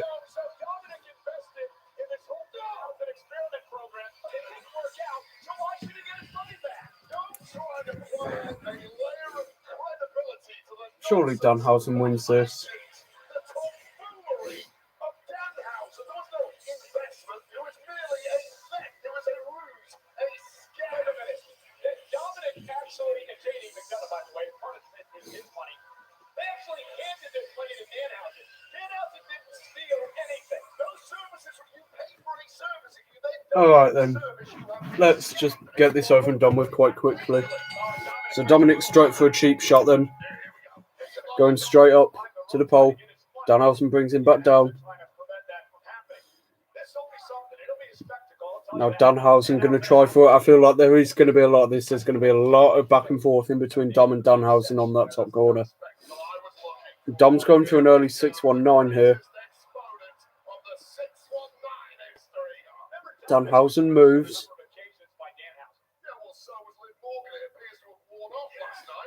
Big backdrop.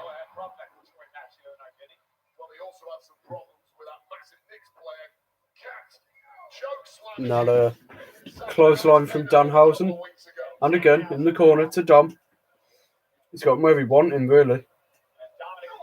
Danhausen sent into the turnbuckle. Big clothesline by Dom. This is what happens when rank amateurs who are failed theatre kids try to step in the ring with legitimate athletes like Dirty Dom Mysterio. Here comes the fight. So Dominik stomping away on the chest of Danhausen in the corner there. And Danhausen keeps one hand on Dominik's feet to stop him getting to the pole. What's the humor? Who else has money other than humans?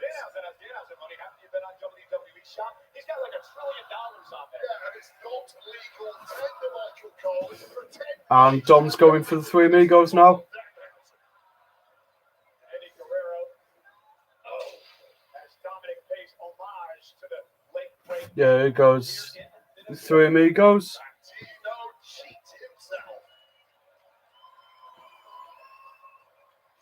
Danhausen counters. Big backbreaker. Both men are down. Danhausen should be getting that back up first. Here he goes.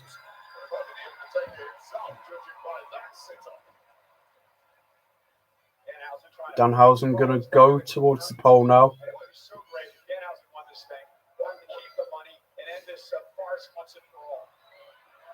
Going up. Here's JD. JD McDonough involved. So I mean, one of my hot takes saying that Judgment Day would be involved was right.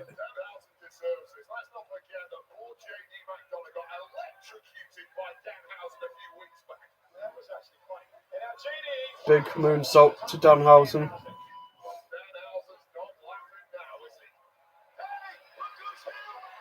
Here's the Minneapolis. Here we go. Minneapolis attacking JD McDonough now. Dom and Danhausen are out the ring. JD McDonough's just abusing some midgets.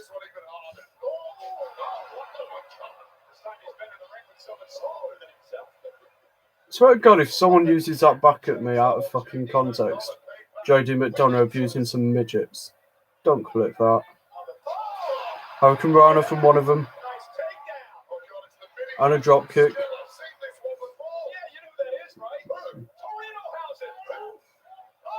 And a big diving headbutt.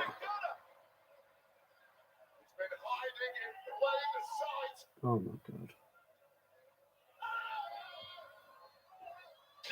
Tornado DDT to JD McDonough.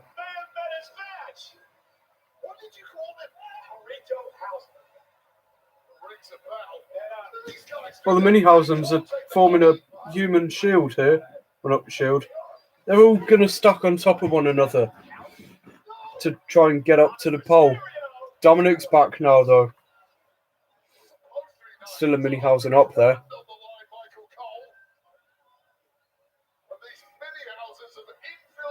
I don't think Dominik realised. Oh, for fuck's sake, one of them's had their wig fall off. Dominik Mysterio is just abusing one of them. Not realising there's still a Minihausen up there. Hurricane Rana. Dom out the ring. Oh my god. And a suicide dive. He ended up botching and going face first off the barricade, but still. Right, Danhausen is back in the ring now. Danhausen's got himself to the corner. He's going up for it. Here's JD McDonough, big headbutt.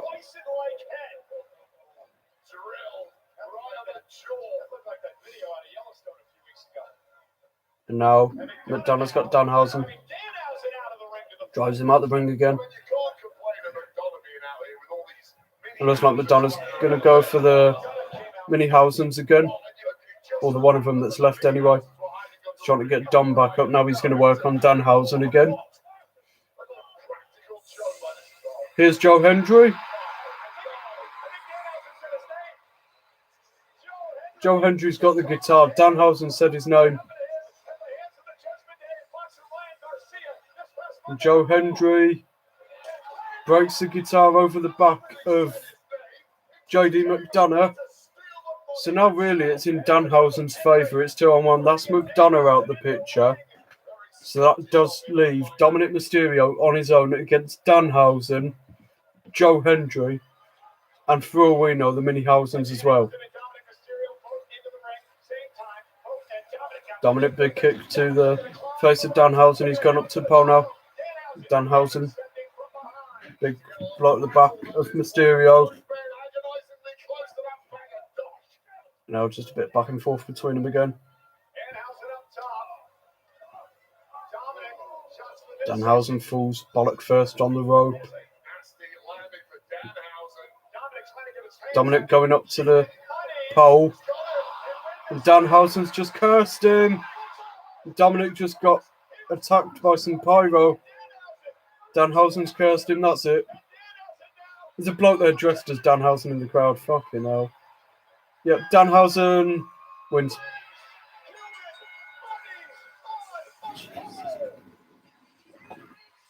And it's stupid that within the next hour, we're going to end up seeing Roman Reigns and Seth Rollins presumably put on a classic. And now we've got Danhausen winning a bag of money off a pole in the corner before that.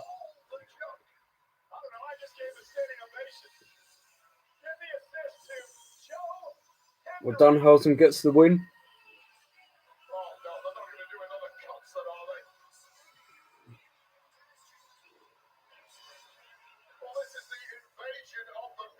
So the Minnehausens changed this weird match. Oh, God.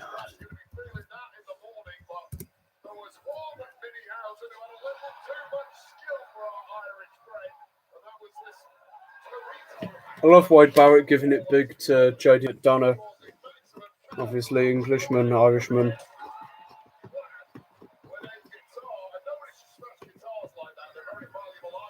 Longest match of the card so far has been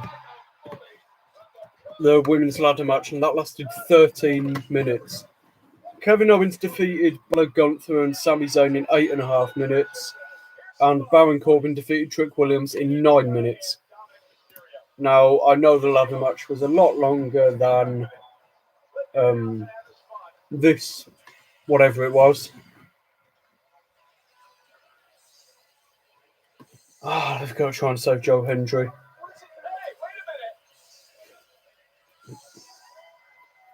What's Danhausen doing? Oh, he's throwing the money at the crowd.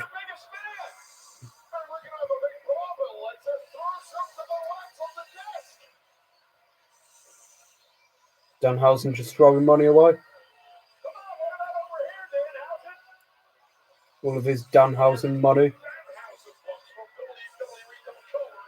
Jesus Christ. This is like the most WCW thing you will ever see in the modern era.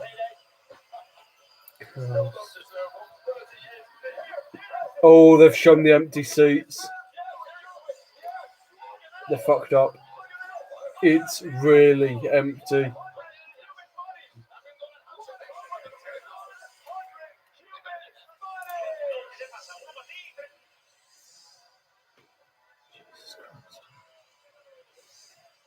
Right, how much is one of these Danhausen bills on the WWE shop? I want to know now. Yeah, I want to know how much one of these bloody WWE belts is. Looks like they're advertising War Games here. It's in Houston. It's on the 28th of November. That's a Saturday. So I'd imagine we'll stream that. If I had to guess, I'd say we probably will. Saturday, November 28th, War Games, Houston.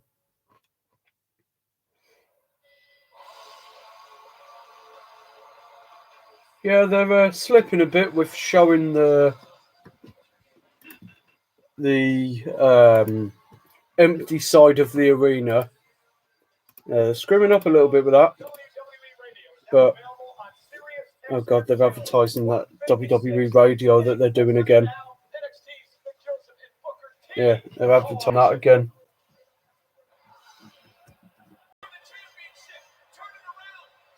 To make Chelsea Green's t-shirt look. Right, are they? Here we go. No, I do not want the CM Punk Legacy belt.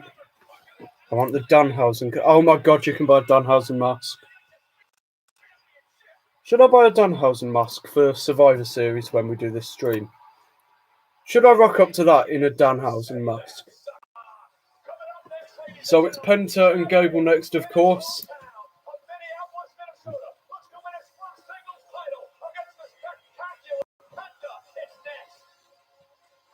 Oh, bollocks to it. I'll just look on the phone.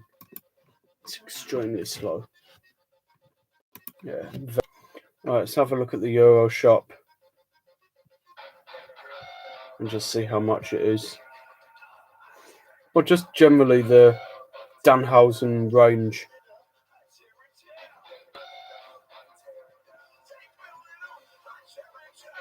Right, WWE Euro shop Danhausen.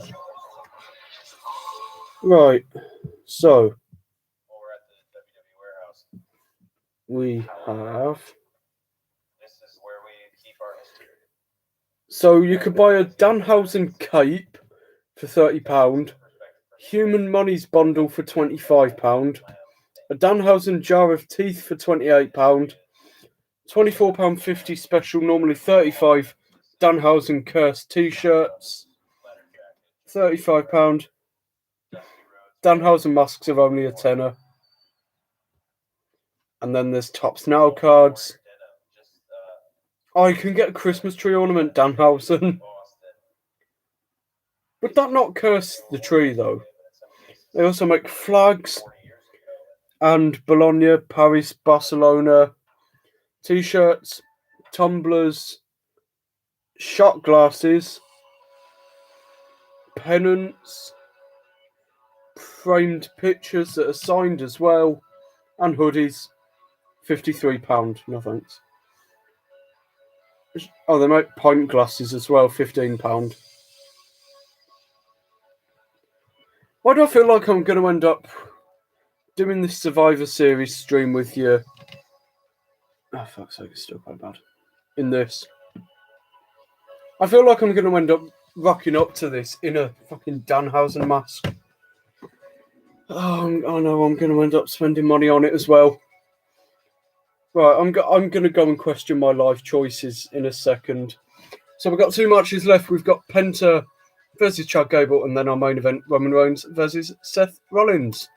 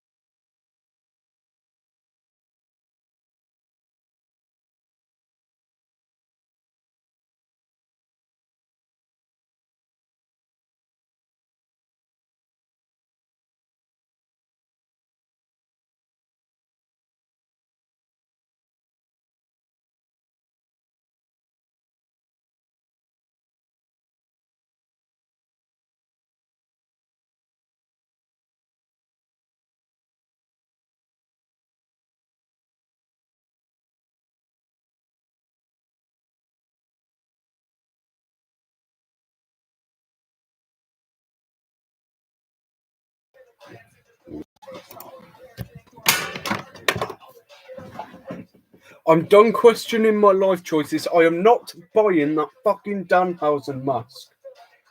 So, like I said, watch me rock up to the Survivor Series stream wearing it, but I'm out of control financially, seriously. I did just realise my webcam's fucked off. There we go. Cool. Right. Oh, hello. WrestleMania 43 advert. Riyadh.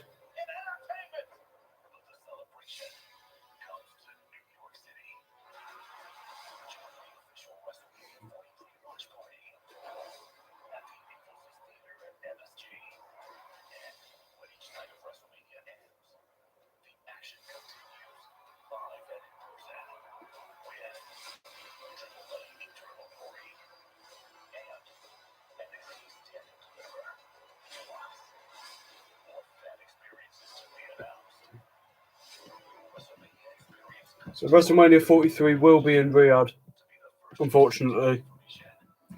Unless Trump loses his mind and he does something to the Middle East, in which case, maybe London? Nah, I'm not kidding. But WrestleMania 43 will be in Riyadh. They were just advertising that on the same weekend there'll be a Triple Mania event in New York and Stand and Deliver as well. Right, what legends we got? Oh, they've got the Killer Bees there. Jim Brunzell, Brian Blair. Yeah, Killer Bees. Rick Martel.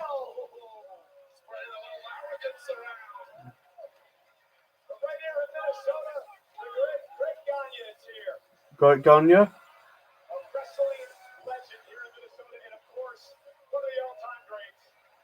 And Molly Holly.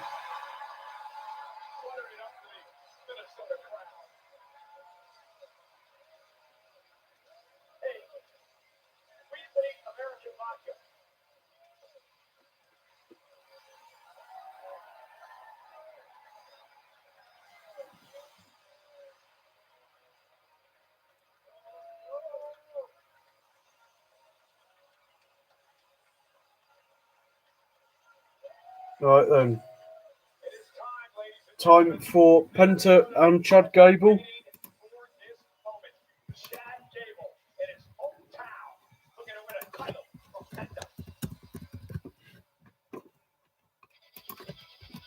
Here he comes.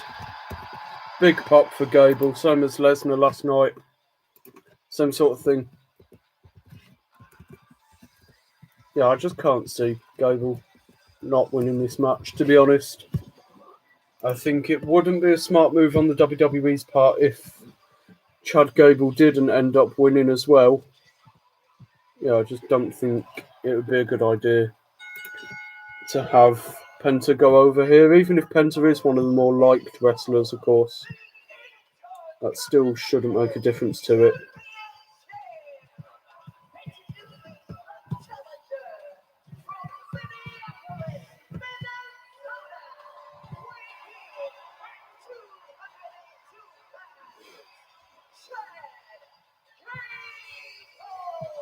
Just having a look on the IWC.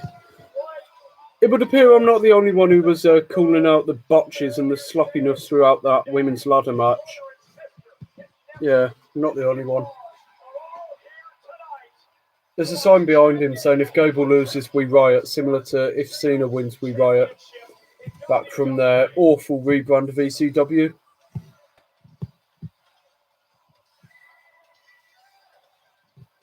Alright, pulse-wise, 67% in favour of Chad Gable, 33% for Penta. A lot of stories to talk about in this matchup, including the pressure that is on this young man performing here tonight. We're going to get into all of that in just a moment as Chad Gable looks to feed off this crowd here in Minneapolis.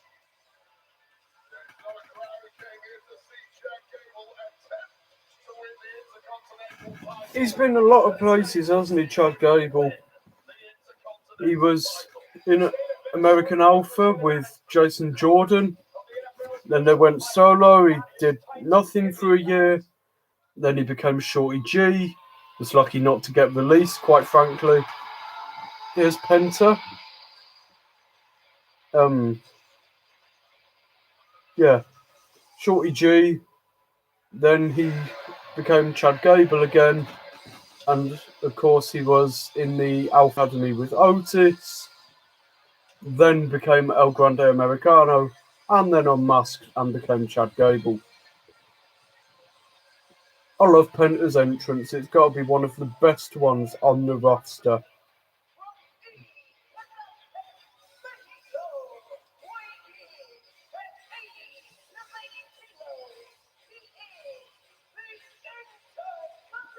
"153 days.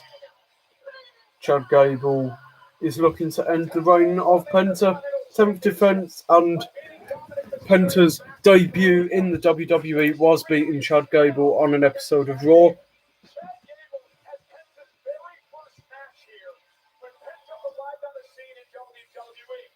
Penta also caused the shoulder injury that cost Chad Gable nearly a year of his career. It was Chad Gable not being able to beat luchadors, which forced him to Mexico on this quest to learn the lucha libre style, which led him down into this downward spiral that all started over the fact that he couldn't win the Intercontinental Championship. I think Chad Gable puts his inability to beat luchadors to bed tonight once and for all, to be honest.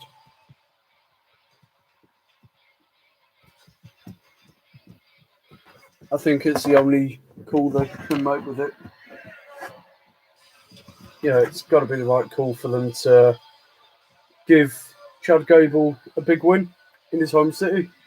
But of course, the only difference between this tonight and Brock Lesnar last night is that Brock Lesnar is more than likely done, because there is something I never spotted, actually, that I spotted when I rewatched the highlights earlier today. Brock Lesnar did this a couple of times on his way out to the crowd after what we saw when the show had gone off the air, when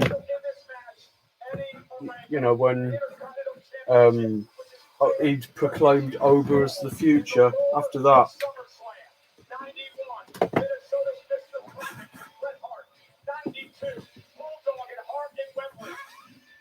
Right then, penultimate match of the night. One of the matches I know people have been looking forward to a bit more within this card.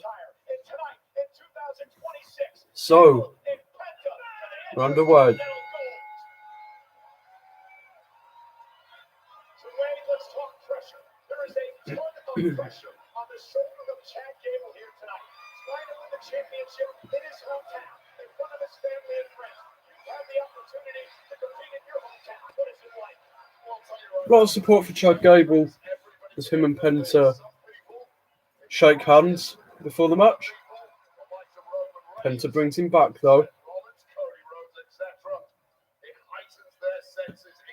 Alright then. Here we go. Here we go, they've locked up. Bit of running around looking for a waist lock takedown. Gable gets it, Penta. Early ankle lock. Penta able to counter it into a roll up. Gable out at one. Feel this will be a very high paced, fast match. Hurricane Runner from Penta. And then Russian leg sweep. Penta straight back up.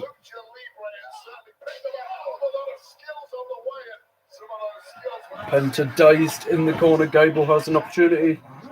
Penta moves, super kick. And then Bulldog from Penta.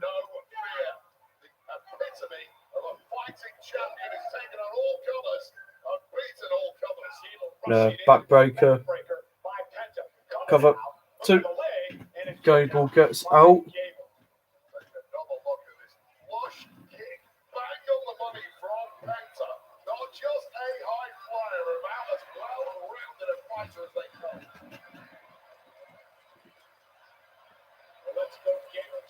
Well, Penta has Gable on the ropes now.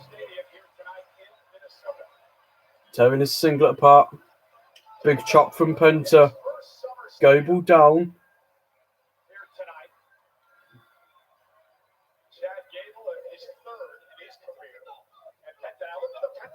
Penta went for a Penta driver.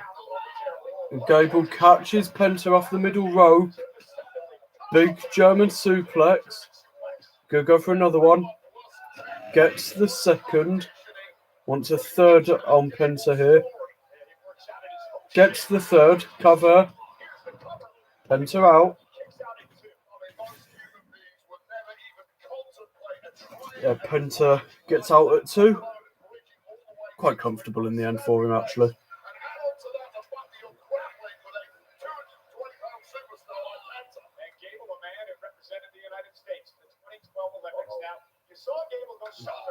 Now Gable looks like he might have hurt his shoulder a little bit. And Penta lands on Chad's back now. Shoulder tackle. Gable up to the top. Oh. Penta caught him with a kick from the moonsault. Cover 2. Gable out at 2. But very good counter from Penta.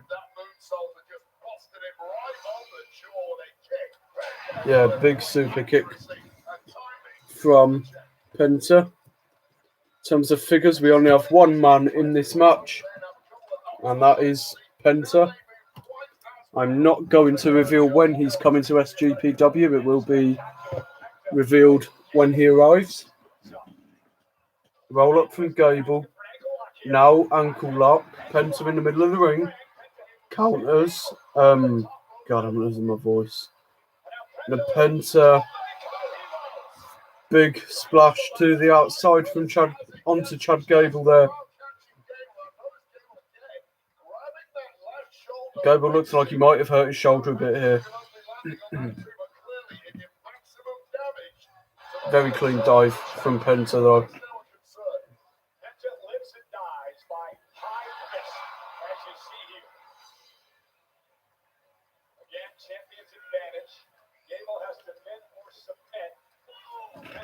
So Penta puts Gable back into the ring.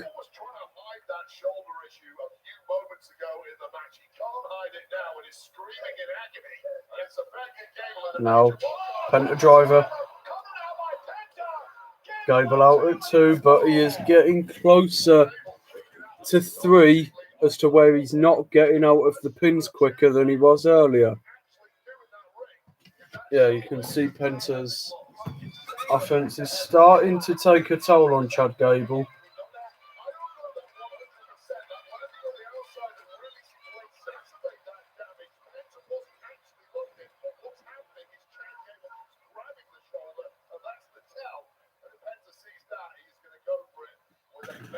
Now Penta, chop to Gable.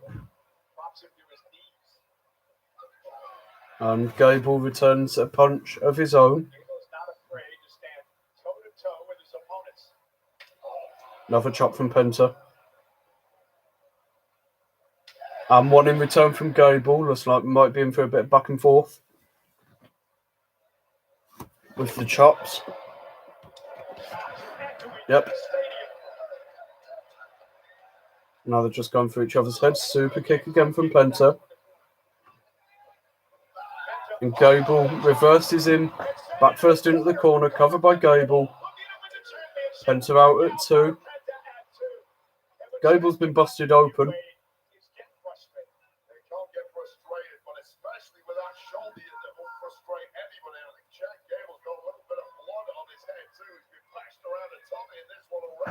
Yeah, Chad Gable struggling with his shoulder and been busted open.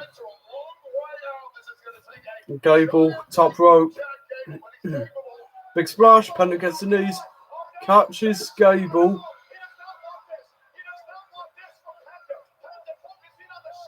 Now Penta. Gable's in the middle of the ring.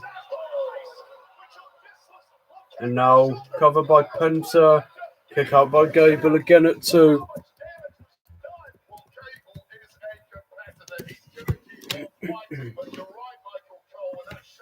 Just going to see if there's been any timings given for Danhausen versus Dom.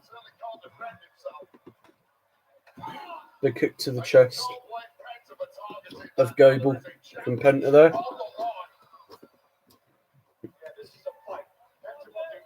Six minutes 50, and it was the longest fucking nearly 7 minutes of my wrestling life. Big super kick again from Penta. He's in control at the moment.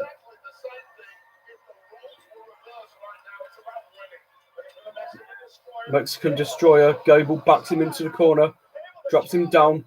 And Penta is in the ankle lock in the middle of the ring here. And Gable is reversed again. Now Gable has him in the corner. Now 5 count, of course.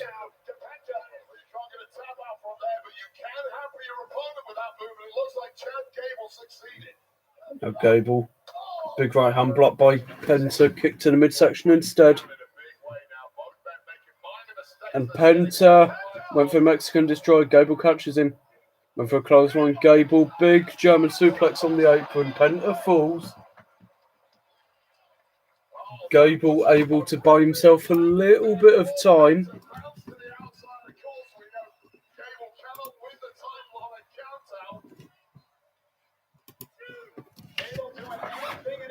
Gable's going up to the top rope. I think he wants the moonsault here.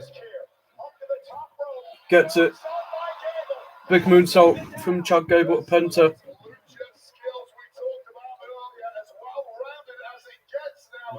Now Gable gets Penta back into the ring.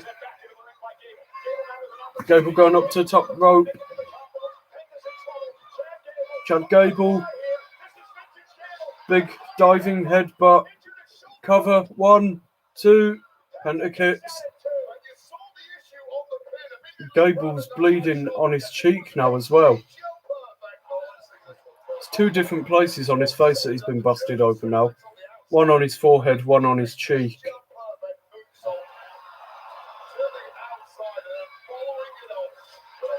Of course, some diving headbutt that he's bleeding from. Gable's got Penta in the corner again now, up on the top turnbuckle.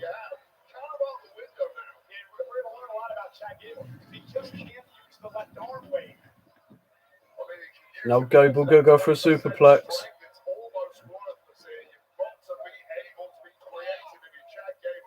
Penta drops Gable down in the middle. Mexican Destroyer. Both men down. Now Penta covers. 1, 2. Gable kicks. Both men down again.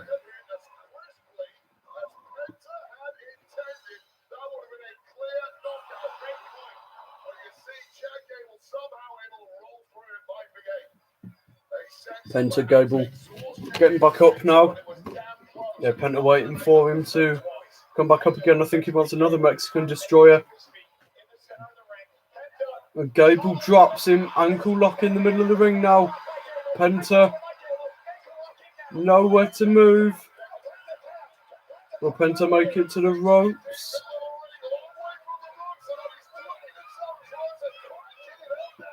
And Gable. Penta made the rope. Gable brought him back. Penta in the middle. Gable, Penta taps. Gable's champion. Chad Gable is the Intercontinental Champion. Penta taps out exactly 5 months after winning the title at...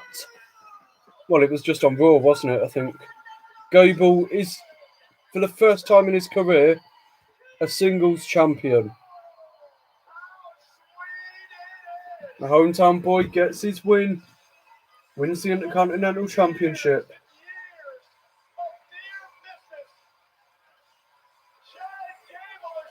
Chad Gable gets the win. Gets the championship. And he was able to tap Penta out with the ankle lock.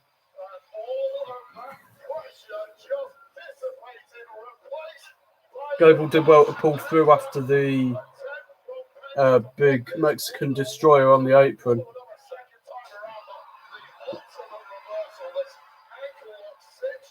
The fact that he was able to get Penta back away from the ropes as well, he got a small touch on it and dragged him back, used his hand.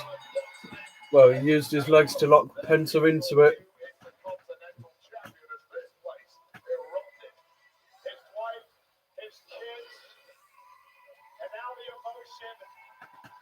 Plenty of emotion from Chad Gable. Penta. Looks like we might get a sign of respect here. Penta brings him up. And Penta now going to present Gable with the chance to be raised by the arm as the champion. And now Penta going to lock it around the waist of Chad Gable and raise his arm.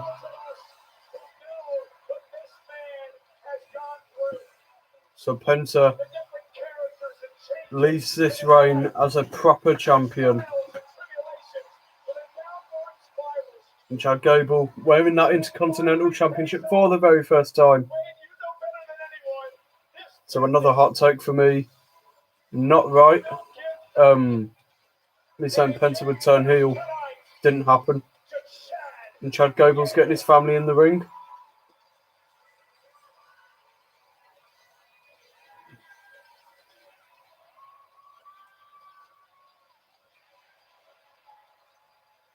Yeah, he's got his whole family in the ring.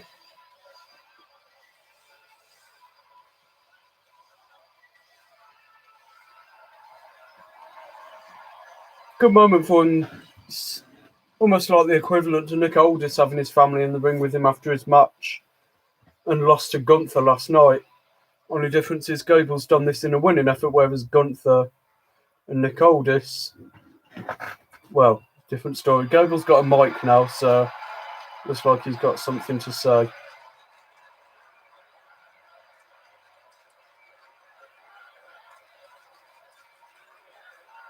You deserve it chance going round.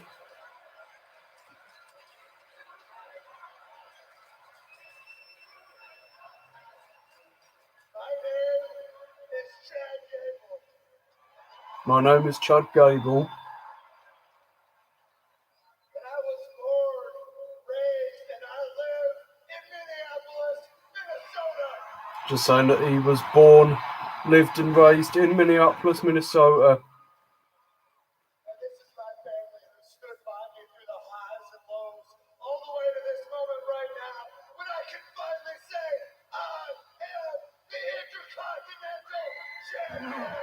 And Chad Gable giving it the big one after his win.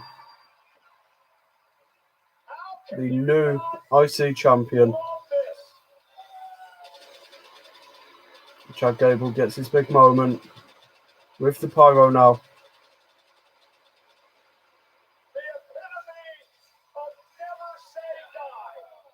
Never say die, it's the best way to put it.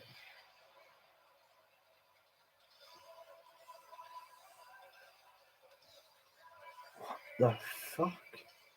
Oh, he's been offered a beer. Okay. I was going to say, what the fuck we doing? There's a bloke in a pug mask. Like, he's just giving Chad Gable a beer. Yeah, mug root beer. Jesus Christ. Gable's big moment, and I guess ruined with a beer sponsorship, but okay. Unless, of course, this is his first opponent under the mask, but I think I'm overthinking it. So we've got an advert for presumably Triple Mania.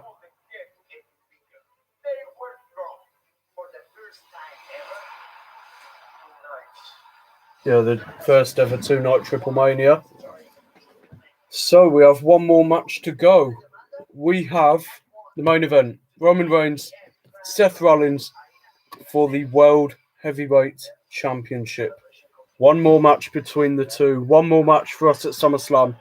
We've had 11 of our 12 matches on the 2-night card.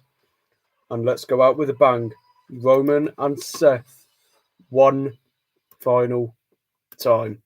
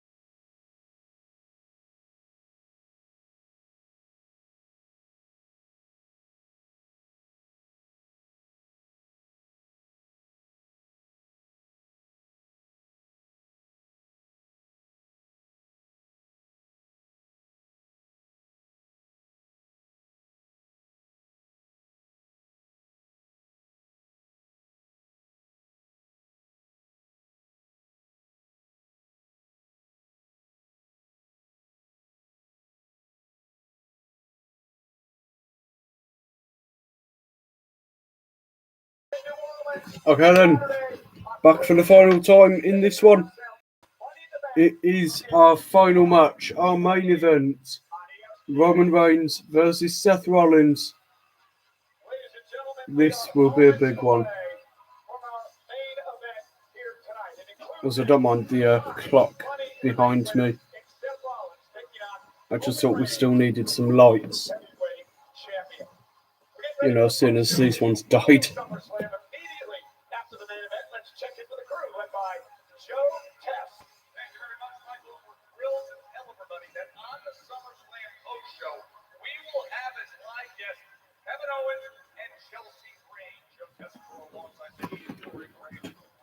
So they've just said they're going to have Chelsea Green and Kevin Owens on the post show.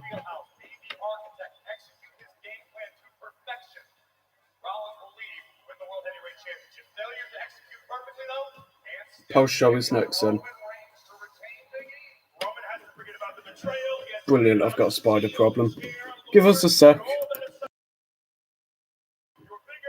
Let me sort this out quickly. Yeah, I've got a crate on the wall.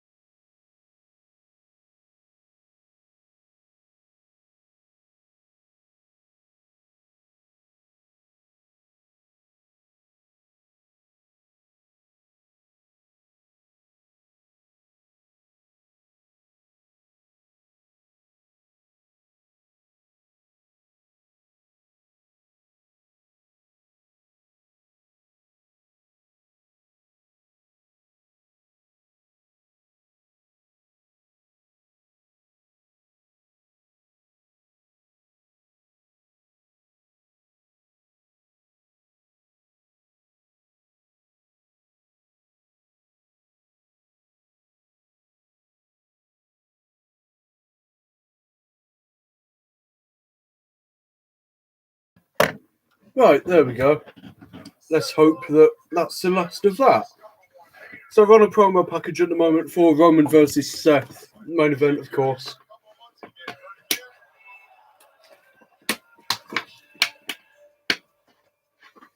people just can't handle the pressure and the burden of being the top guy around here. I'm the only real superstar that WWE has. I'm still not buying one of them Danhausen masks. I'm not on the WWE shop. Just before anyone jumps to conclusions. He still needs a money in the bank briefcase to become champion. You're number two, always going to be number two. I'm number one, always going to be number one. Just acknowledge it, bitch.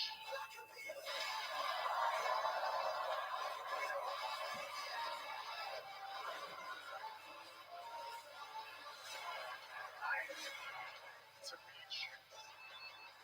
My brother, I will always love you.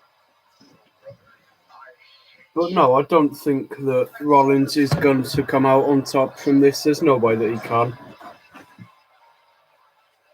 I just can't see it. I think that's one of the more universal beliefs from this as well, that just Rollins will not come out on top. But the only thing that you could put forward is that Roman Reigns has never beaten Seth Rollins cleanly. Now, one thing to point out is that they did show Ambrose and a few things on Moxley. It's not happening. Just before anyone tries, it will not happen. Well, we're getting the Shield entrance anyway for Seth Rollins.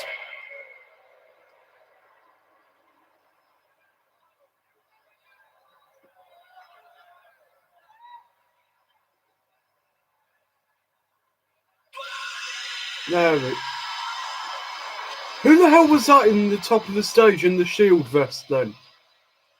Someone was stood there in a Shield vest because Rollins was in his jacket. Someone was stood there. That's a big decoy. I'm telling you now, Moxley is not happening.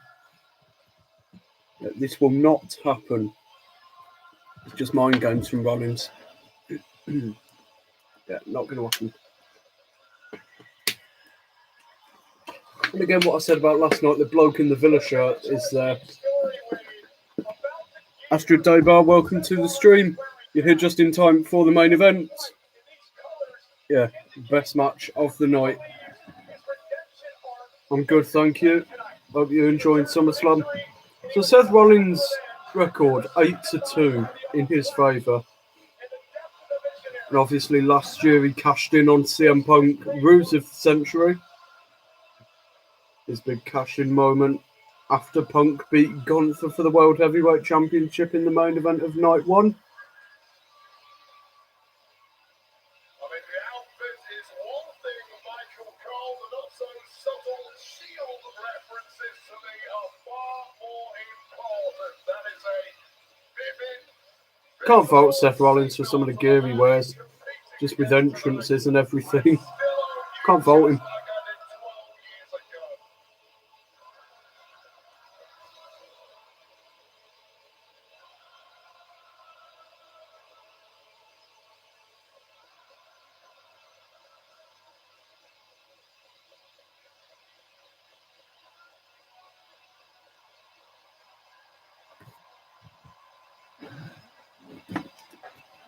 No momentum for Rollins from the fans that are there, but you've just got to go for Roman in this case.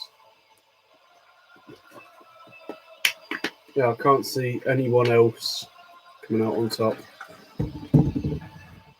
So I'm still going to stay loyal to my prediction that Roman wins and retains. Bloodline will be involved. And if we're going to throw out the long shot, that Zilla Fatu may or may not become involved with this.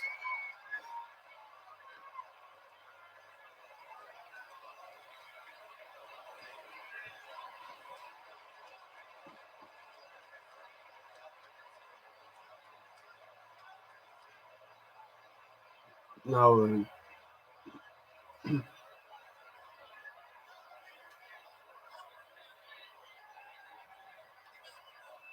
I actually made sure not to show the empty bit this time. They were careful with where they went with the camera.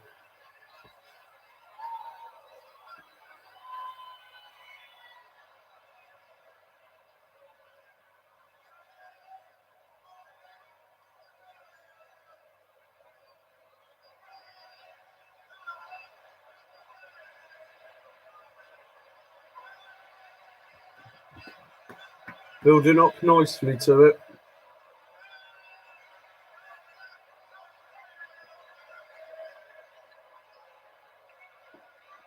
Just cutting back to Rollins now. My day's been good, thank you.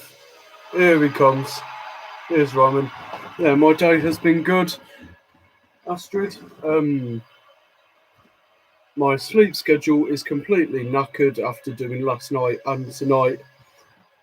Yeah, I think I'm going to sleep well next couple of days, where I'm not up streaming all night, both nights from SummerSlam. So here comes Roman then.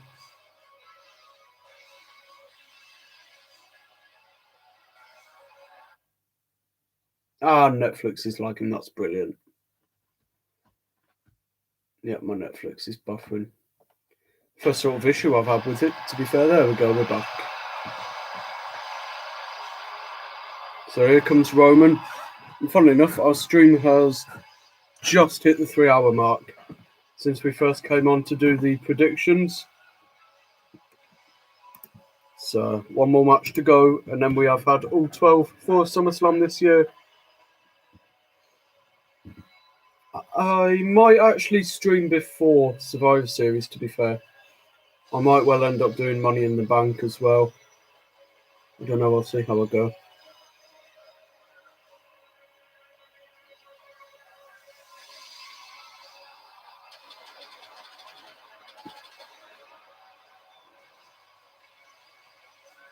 It is interesting that the infamous steel chair delivered a Roman Now, I feel like every time Roman and Seth have had a match since that would dissolve the Shield breakup, a steel chair has ended up becoming involved.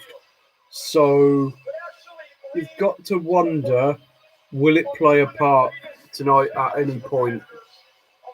And will this be the first time, maybe the last, where Roman actually does beat Seth clean? have become pioneers of this era. They never left WWE. They got us to where we are today. And now, once and for all tonight, they both want to shed the obsession.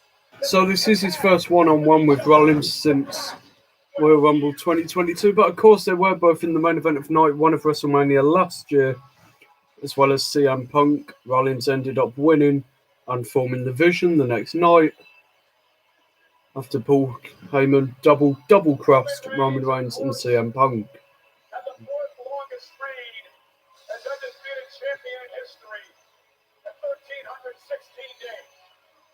Behind only Hulk Hogan, Minnesota's own Bob Backlund, and Bruno Sammartino. Do you reckon anyone will ever actually beat Bruno Sammartino's reign as world champion? Do you reckon anyone will ever actually outdo that? Because, I mean, you could put forward the argument that Roman was going to be the guy to do it, because, I mean, he already made it to 1,300 and a half days, and it never came off to the point where he did outdo it. But you've got to wonder, will we get that at some point?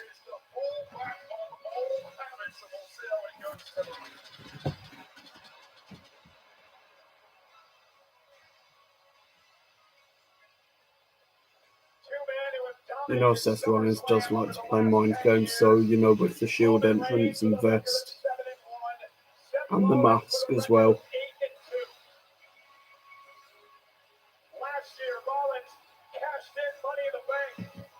Rollins has a good track record at SummerSlam. A few months later, he had to relinquish the world title due to injury. And tonight, he wants to win back the championship he never lost.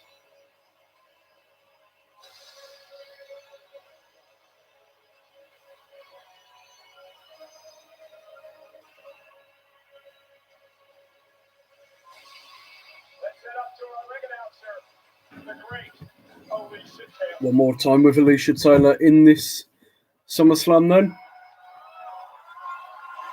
Is the World Heavyweight Championship I'm going to assume that's his equivalent of the Universal title? Yeah, kind of. Because the World Heavyweight Championship did come about after the WWE and the Universal Championship was unified at WrestleMania 38. But, yeah, it's debatable. You could argue that the World Heavyweight Championship's been more prestigious than the Universal title, because obviously we've been through various periods of there being a World Heavyweight Championship. But I think, maybe a bit of an unpopular opinion, the design of the World Heavyweight Championship is the best belt design in the WWE. And the figure one looks good as well. I've got it to hand, actually. Yeah, the figure. Like, look at the design of that. It's brilliant. I do think it's one of the better. the best design we've got. Oh, someone's put a sign behind Alicia Taylor saying, "Where's Dean Ambrose?" with a picture of him on it. That's risky.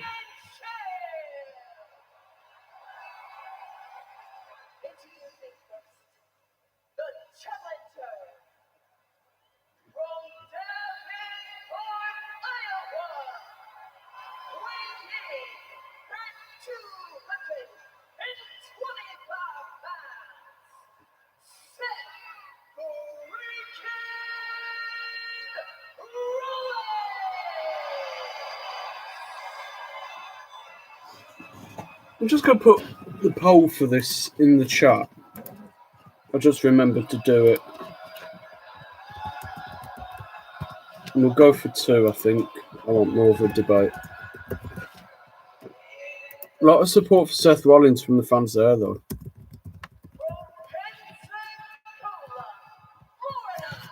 Right. One last match poll is in the chat. And I'm going to try and stir the pot a little bit. You already have that. Yeah. Okay, I'll do that one after. I've had a thought for another poll. Don't know if I'll end up doing it or not.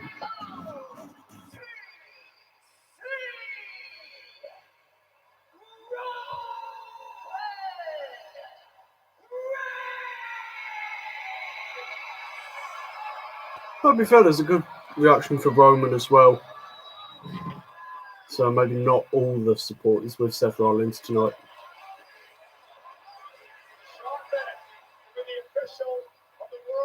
Championship match tonight. Roman Reigns told me this week that this is about him proving to the world that he's moved on. Right then, main event. Sure, that he's put the shield in his rearview mirror. In many ways, Seth Rollins needs to close this chapter and end his obsession with Roman Reigns as well. Yeah, to be called words from both men. Put them aside, all those feelings of resentment, bitterness, brotherhood, betrayal, they're all coming flooding back the second this Right then, we are underway. Main event of SummerSlam.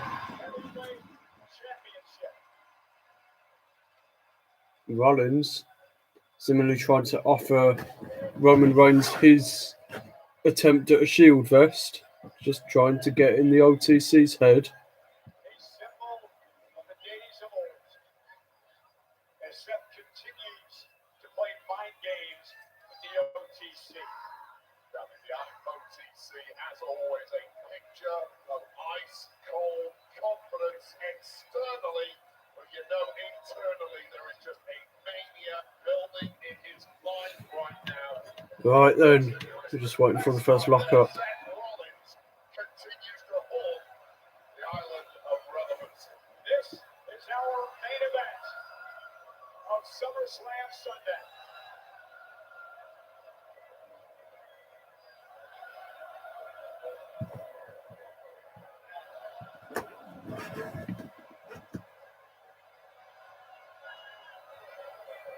So one final match for the weekend then, just waiting for it to properly get underway.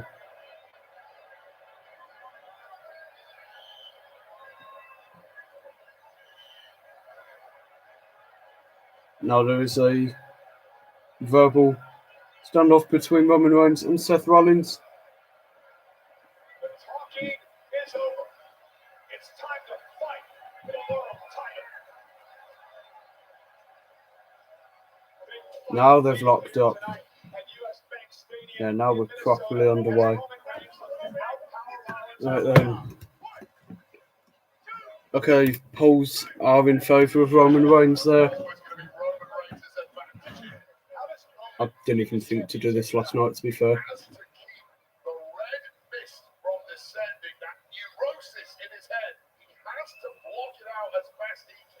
Right then, another lock up in the middle between Reigns and Rollins. Now Rollins just really trying to get into the head of the OTC. He is just messing with him a little bit.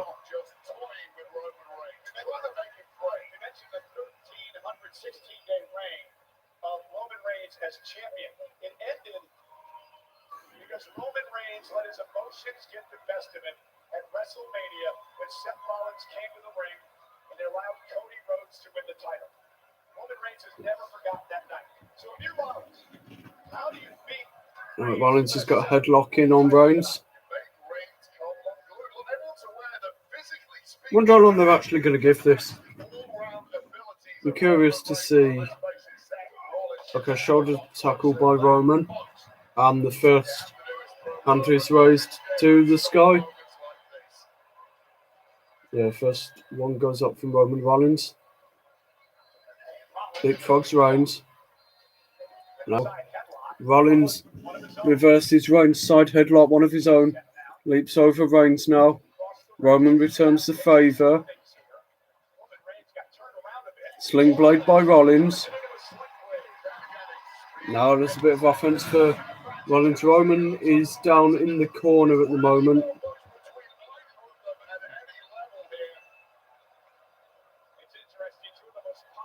Roman Reigns staring Rollins down from the corner. Seth taunting him, but Roman could quite easily just go and hit a spear from here. Went for a Superman punch. Rollins with a chop. Couple of shots to the face now.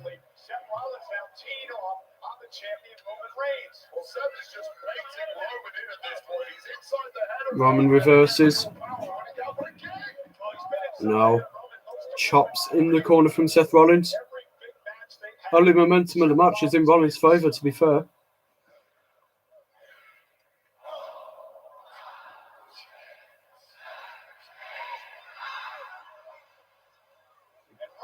Clothesline from Reigns.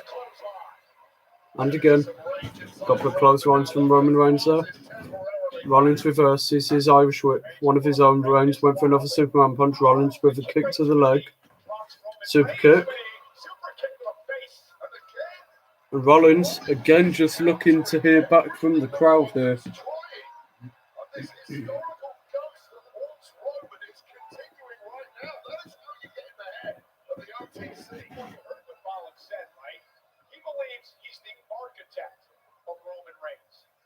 Rollins.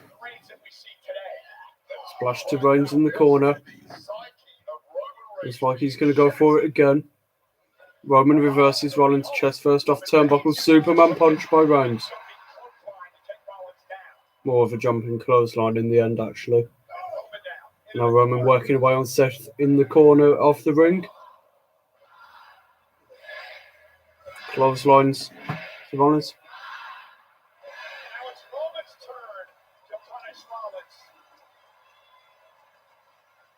Roman off the ropes. Big boot. And again, we go up to the sky with Roman.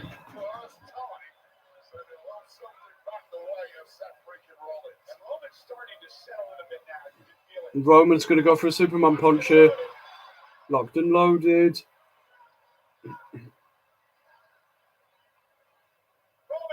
Rollins counters. Big right hand. Clothesline from Rollins. Reigns outside the ring.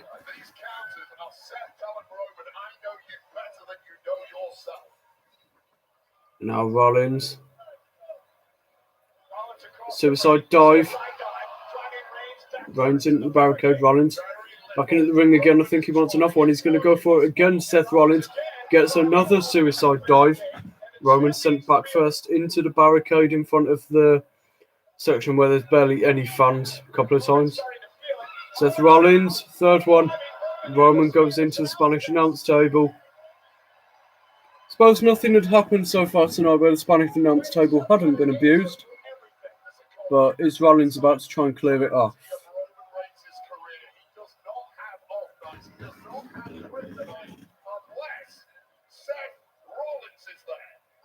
Yes, he is. Rollins is going to clear the Spanish announce table, wipes it clean now, and it looks like it is not going to take very long at all in this match before something involving a table is done. Rollins, another suicide dive, Roman catches him with a big right hand. Rollins falls back off the ropes. Big right hand from Rollins. And the baseball slide drop kick on the apron. Falls into the English commentary table now. Seth Rollins.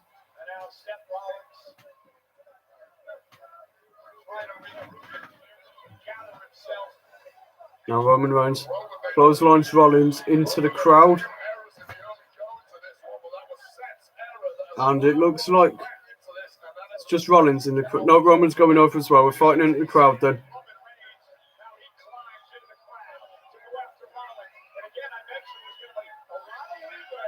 Chop from Rollins to Reigns, just fighting in amongst the fans now.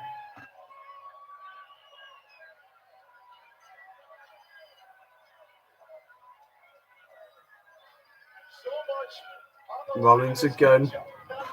Got the big right hands to Reigns. Moving backwards through the arena. Another big right hand from Roman. One from Rollins, two. Yeah, we're just brawling in the crowd now. Rollins. Caught by Reigns in the midsection. Rollins goes chest first off the barriers now.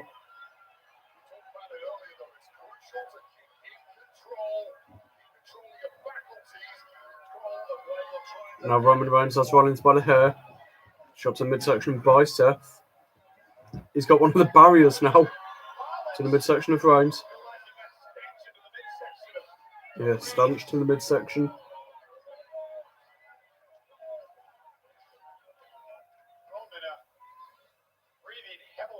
Yeah, Roman quite winded by that. Now Rollins. Roman fighting back. Big suplex from Reigns to Seth Rollins onto a steel ramp.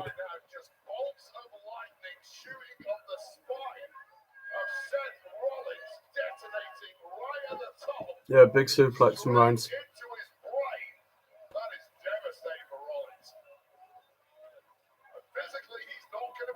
Roman, he wants a spear. Roman spears Rollins through the barricade. Oh, no, he doesn't. Rollins counters. Chucks Roman back over the barricade now. Rollins was able to counter Roman's most deadly move in that situation. And a big knee to the face stuns Roman. Rollins jumps off the barricade for it. Back into the ring he goes. Rollins feeling the effect of what he did in the crowd.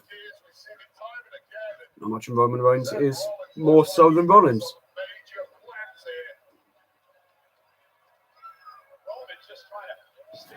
Roman trying to bring himself back up now.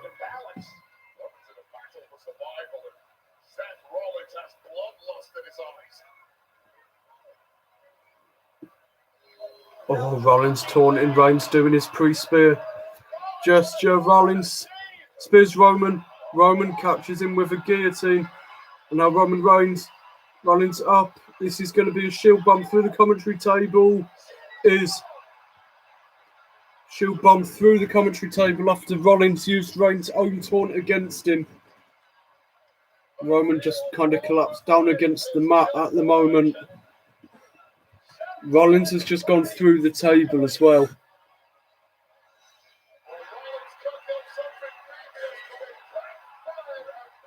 Yeah, backfired big time on Seth Rollins there. Trying to be smart with Roman.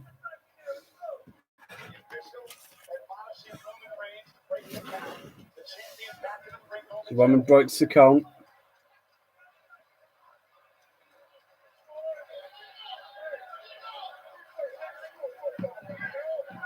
Championship to Rollins now.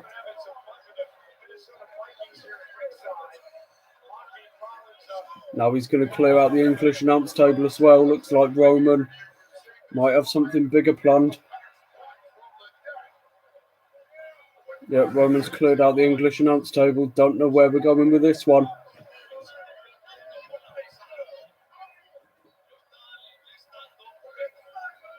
Now looks like Roman's going to bring Rollins up. Looks like another shield bomb. Rollins counters. He's going to go for one of his own here. Rollins. Shield bomb of his own to Reigns through the English announce table. So we're 1-1. Yeah, we are 1-1 now in that sense. Yeah, both men down again. They're equal for delivering shield bombs here. Yeah, one each. Yeah, Roman Reigns delivered the first one to Seth Rollins through the Spanish announce table, and Rollins returns it to him about a minute later. Shield bombs Reigns through the English announce table.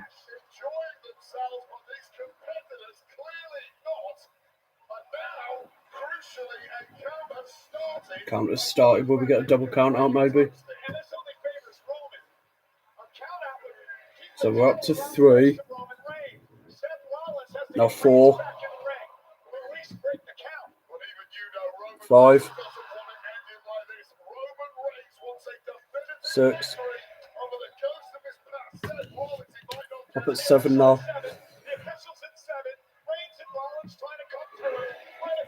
Count at 8. Looks like both are going to make it back. 9. And both men back into the ring. Now Rollins has Reigns in the middle of the ring. Pedigree. Covered by Rollins. 1, 2. Roman kicks right at the last minute. Very last opportunity for Roman Reigns there to kick out, and he does. He has barely anything in the tank at the moment, though, does Roman Reigns. A big pedigree from Rollins. Yeah, Roman kicks out. Last opportunity.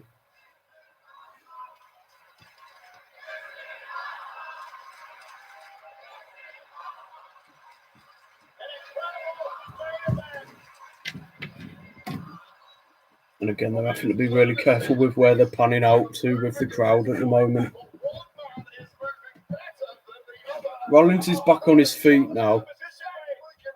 I think Rollins wants to stomp. Rollins wants to stomp. Superman punch by Reigns. There we go. Finally gets one. Covered by Reigns. 2. Rollins out just before 3 as well. That's 1 near full each now. Yeah, 1 big near full for each of them in a short space of time.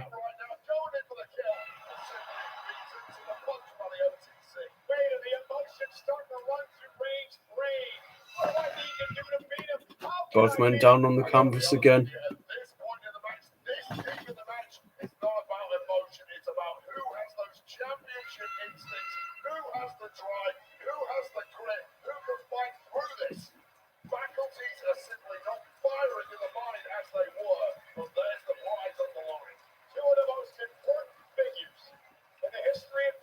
So Roman trying to work himself back up. Looks like he's going to be the first one up instead of Rollins there. Yeah, Roman is on his knees now, looking to get back to his feet. Talking down to Seth Rollins again. Roman going to the corner. You think he might want the spear.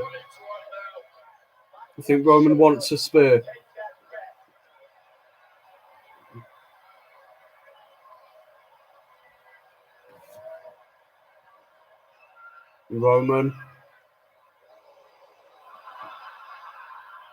Rollins leapfrogs. Roman goes face first. Stomp. Rollins. Cover now. 1, 2. Roman kicks again. Very, very last opportunity to get out, and he does. Rollins frustrated. But Roman again showing that spirit, just able to get out at the last second. Yeah, he went face first into the turnbuckle. Rollins leapfrogged him and then went into the stomp from there.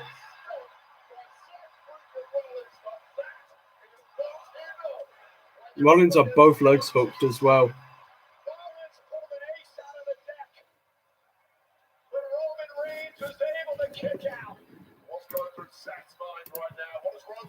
I believe they might have put on a time up for Penta and Chad Gable for their match on the Wikipedia page. 11 minutes they put for that. So, half decent match, to be fair. I did enjoy the Penta Chad Gable one. It was good. Now Rollins works Reigns up. Rollins has Reigns on his shoulders.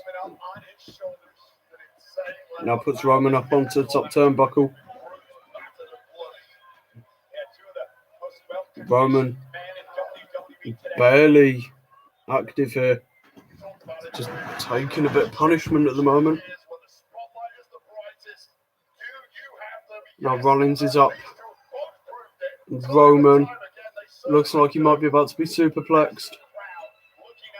Seth Rollins.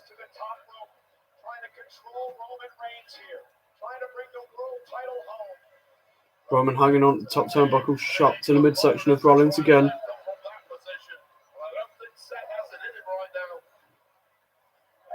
Headbutt to Rollins. Roman able to get Rollins away from him for now.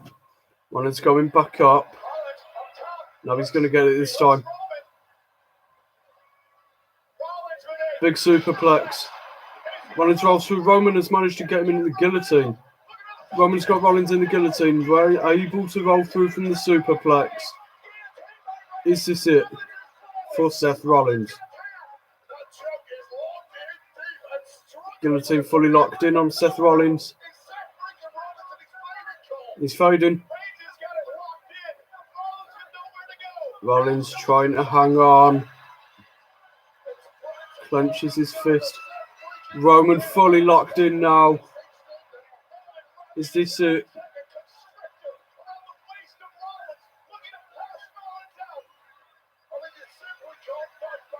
Rollins trying to fight. Turns over.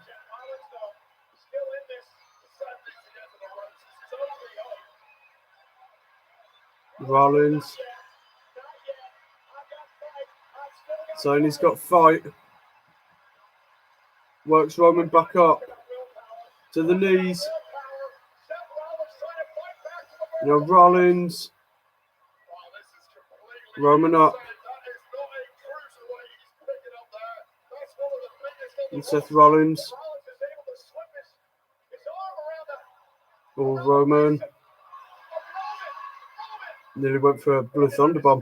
Spear by Rollins. Cover. 1, 2. Seth kicks out again at the last minute. Very, very last opportunity again. Rollins saves himself for a little bit longer.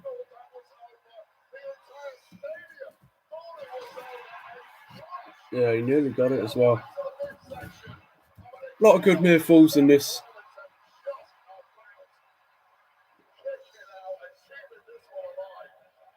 But Roman in control at the moment still. Roman sent the camera. We thought that was 3. In terms of the count.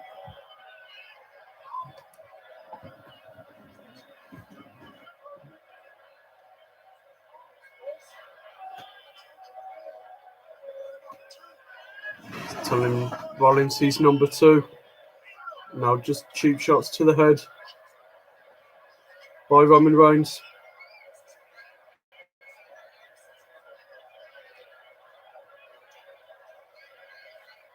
Rollins telling Roman to bring it to him here.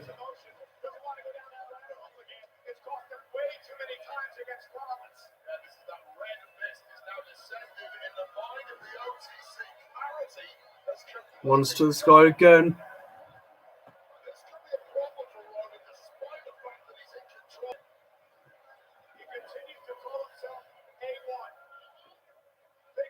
Roman Reigns. Rollins spears him. Rollins counters Reigns with a spear. Covered by Rollins. 1, 2. Roman kicks again. Again, very, very, very close to the 3 count.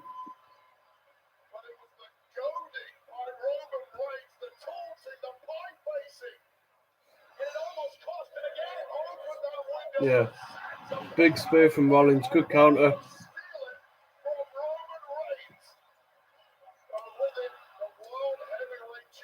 Just.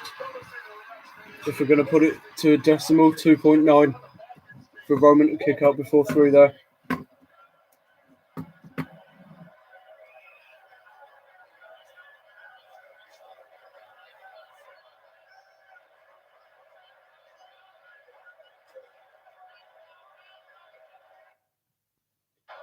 Now Seth Rollins really talking down to Roman. They're blowing it out.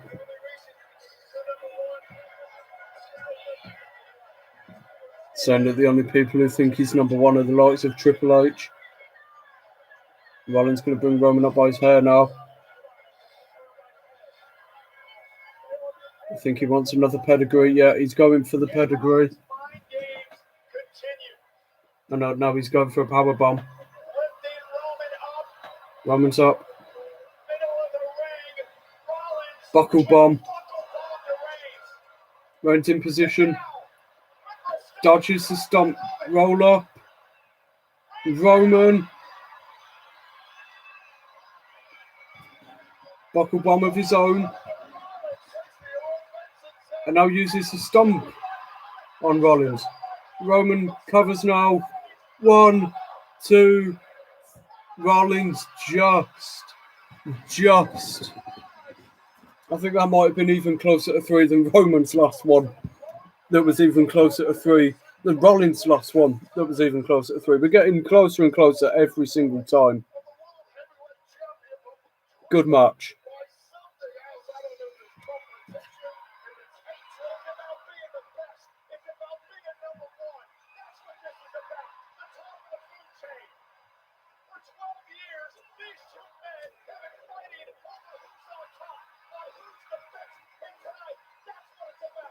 Just showing all the crowd reactions to this. Reigns and Rollins down in the middle of the ring. Just seeing who can find the willpower to get up first.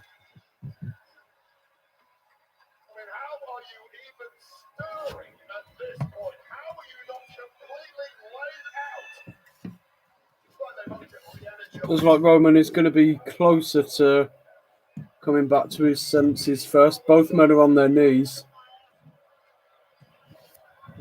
So they're at the same rough point again.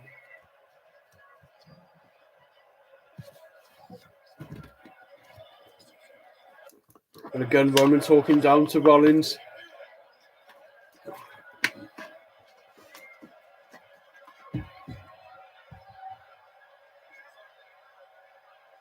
Both men back on their feet now.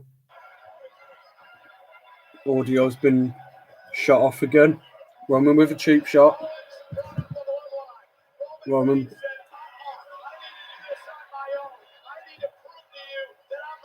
We're going back and forth again now, Roman and Rollins. Cheap shots to head back and forth. Roman with one to Rollins. Likewise. And again. And again.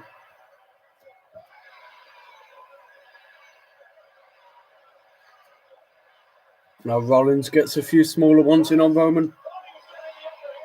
Oh, here we go. Here goes the ref. Referee is down. So Rollins falls off the ropes. Clothesline. That's more like a buckshot. Well, they've mentioned Ambrose by name. And Rollins went for the Paradise Shift there. Roman locks in the guillotine again. He's hit the Paradise Shift himself. Or Dirty Deeds, either or. And now Roman surely is going to get this under control for himself. Yeah, this is going to be Roman's moment. Spear incoming. He's got the ref. Roman's got the ref instead. Now Rollins with a stomp. No referee to count it. I think they would have been able to win it. Rollins had Roman not got the ref beforehand. Do you reckon they'll send another one down or what?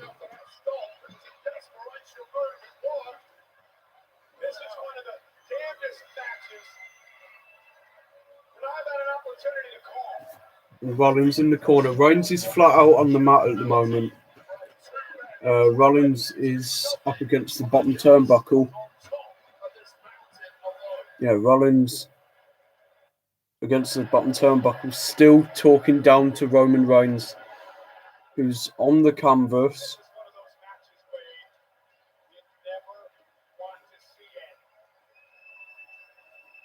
Now Rollins going outside the ring by the looks of it. Down at the apron.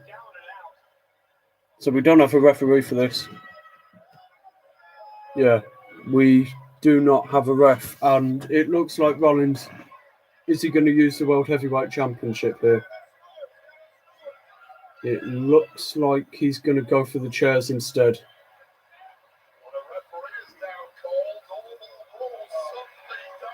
Rollins has got a chair. Rollins with a steel chair. The weapon that started Of course, the weapon of his choice for a lot of his career, Seth Rollins, the steel chair. Roman up against the ropes. Are we going back to where we went in 2014 when the Shield broke up? Seth Rollins. Roman with an uppercut to Rollins. Yeah, Roman gets the uppercut in now.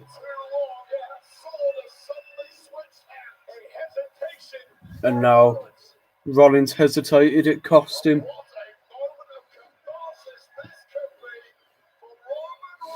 Now Roman is going to go for the chair himself by the looks of things. Looks like he might be able to return what Seth Rollins did to him 12 years ago when the Shield broke up.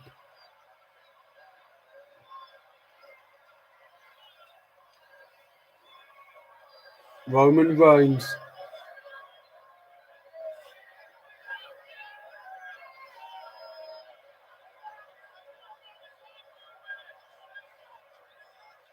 Waiting now. Tosses the chair away. There will be no second moment from Roman Reigns. Rollins realises this now.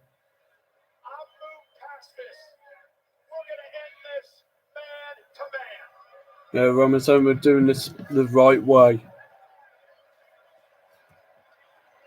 Moves the chair away. Big applause from the audience. They're going to finish this the way it should be done.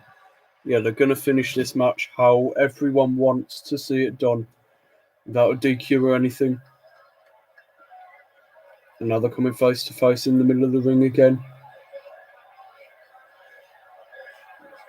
There we go, we're going back and forth. With the punches again.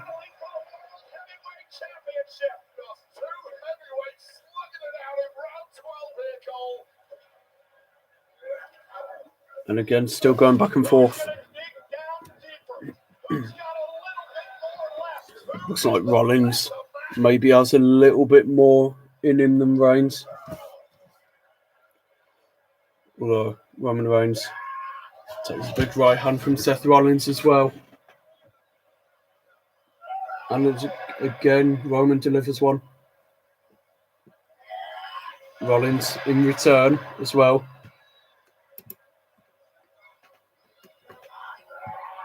And again.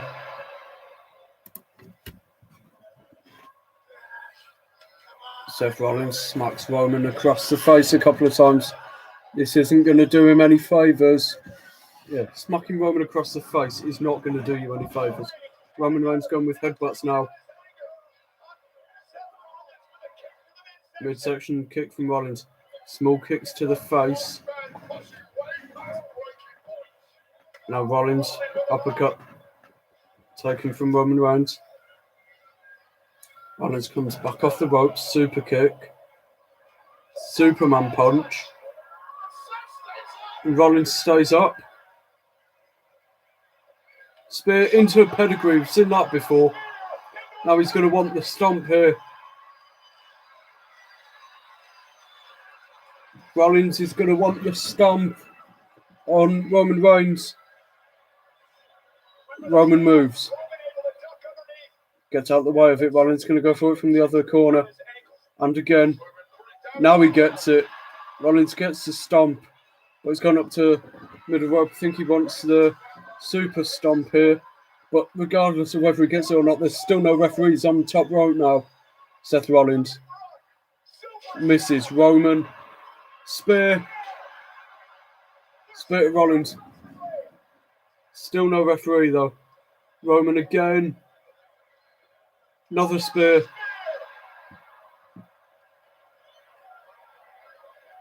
And there is no referee there to count it. Now I think Roman's going to go to get the referee. He does exist. I can see him. I can't see the referee there. Rollins on his knees in the middle of the ring. I think Roman's going to go for another spear. Just looks deep into the eyes of Seth Rollins. Here he goes. Spear to Rollins. Covers. Referee's back. 1, 2, 3. And Roman Reigns retains. Roman Reigns retains the World Heavyweight Championship against Seth Rollins, as I thought. So no bloodline interference, no interference from Zilla Fatu or anyone. Roman Reigns able to get a clean victory over Seth Rollins for the very first time in his career in what could be their final ever match. But Roman Reigns does retain that World Heavyweight Championship. And the two men just laying there on the canvas now of that ring. Brilliant main event. Yeah, very, very good match. I don't think we have ever seen two competitors expend as much energy, as much violence, as much of their souls in pursuit And now, of victory.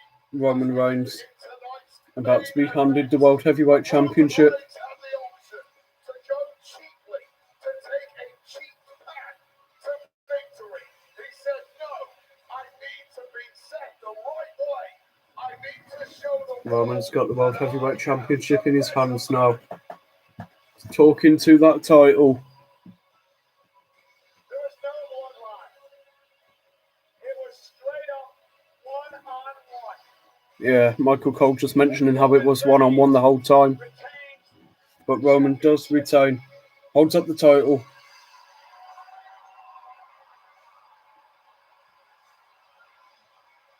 Referee's down in the corner. I don't even think he can raise Roman's hand. Yeah, he took a lot of abuse in that match, the referee. But I suppose at the end of the day, that's what the refs are paid to do, innit?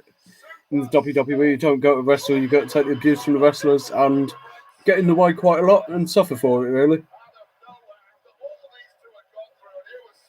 Wonder what the spear count for that match is. Both of them combined. Because Rollins hit a few himself.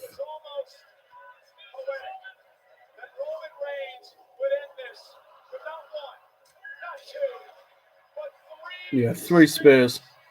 And I mean, if you do take 3 spears from Roman Reigns after a near 40-minute match like that, it's only going to end one way.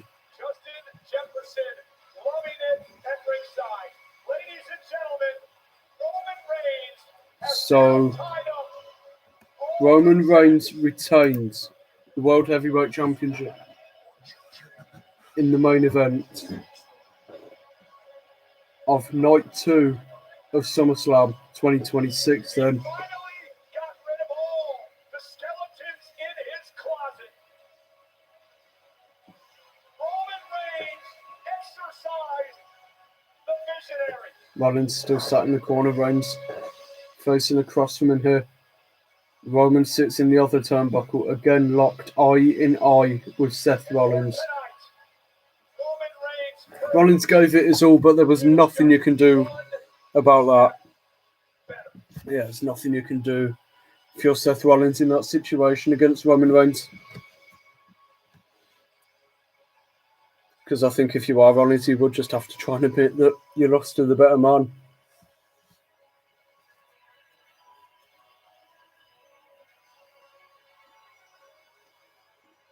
Rollins pretty emotional over in that corner.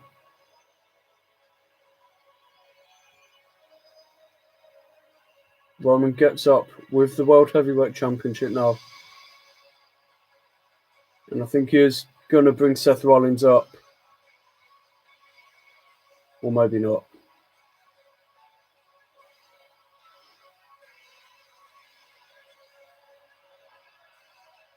He has put his fist out to Seth Rollins. Are we about to break the internet here? If Rollins accepts this, the Shield fist bump, do we get the third man? Surely not, but Rollins has got the mask.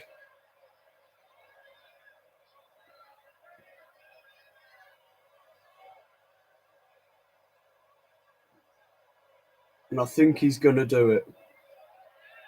He puts the mask in the middle of the ring and puts his fist to Roman Reigns. The two remaining members of the Shield with the fist bump in the middle. Roman Reigns with the one to the sky again. Now, if I learned anything from night 2 of SummerSlam last year, I know to watch it till it bloody goes off. Seeing as I very nearly turned it off before Brock Lesnar showed up. And obviously, Brock Lesnar showing up happened well after the match ended last year in the main event of night 2, when Cena congratulated Cody on winning the world title off him. Then we got all of Cody's celebrations. Cena left on his own in the ring. And then, of course, Lesnar showed up. But, yeah, as I learned, you watch until the end. It's like a film. You get the post-credit scenes. You have to watch them. It's like wrestling. You have to wait until you're physically taken off there. So, I mean, they've got the trademark and watermark in the bottom corner, but that hasn't stopped them doing things after that before. I'm just saying, that hasn't stopped things happening. Could be a decoy. CM Punk's return happened after all of these had been up. But no, we are done. Show is off the air. Live event has ended. So, Roman Reigns retains in the final match of SummerSlam 2026 then. And what a show. What a 2 nights it was as well. Yeah, what a brilliant 2 nights of wrestling that was. Capped last night with the main event of CM Punk versus Cody Rhodes. So both world champions eventually retaining their titles. And along the way, we've got a new Intercontinental and United States champion. We didn't have any tag team title matches. We've got Kevin Owens as the new number 1 contender for CM Punk's WWE Championship, as well as Danhausen winning and then giving out a load of human monies after winning them on a poll. A lot happened over the last 2 nights, and to be honest, I don't think I've ever fucked up my sleep schedule this much. Last year, I allowed myself a lie-in in between the 2 nights of SummerSlam because I didn't stream. This year, next level, and I do not regret doing this at all. Yeah, I don't regret streaming last night. I don't regret streaming tonight. My voice does, but me, myself, I don't. So, I suppose now that all the action is done, I have nothing else to provide. But thank you to everyone who has joined me. Over 2,000 of you have come in over the 2 nights. Last night and tonight, I can tell by my analytics already. I will be streaming next for Money in the Bank in October. And then after that, we will have Survivor Series in November. But thank you for joining me over the last 2 nights. Too sweet. Good night, everybody.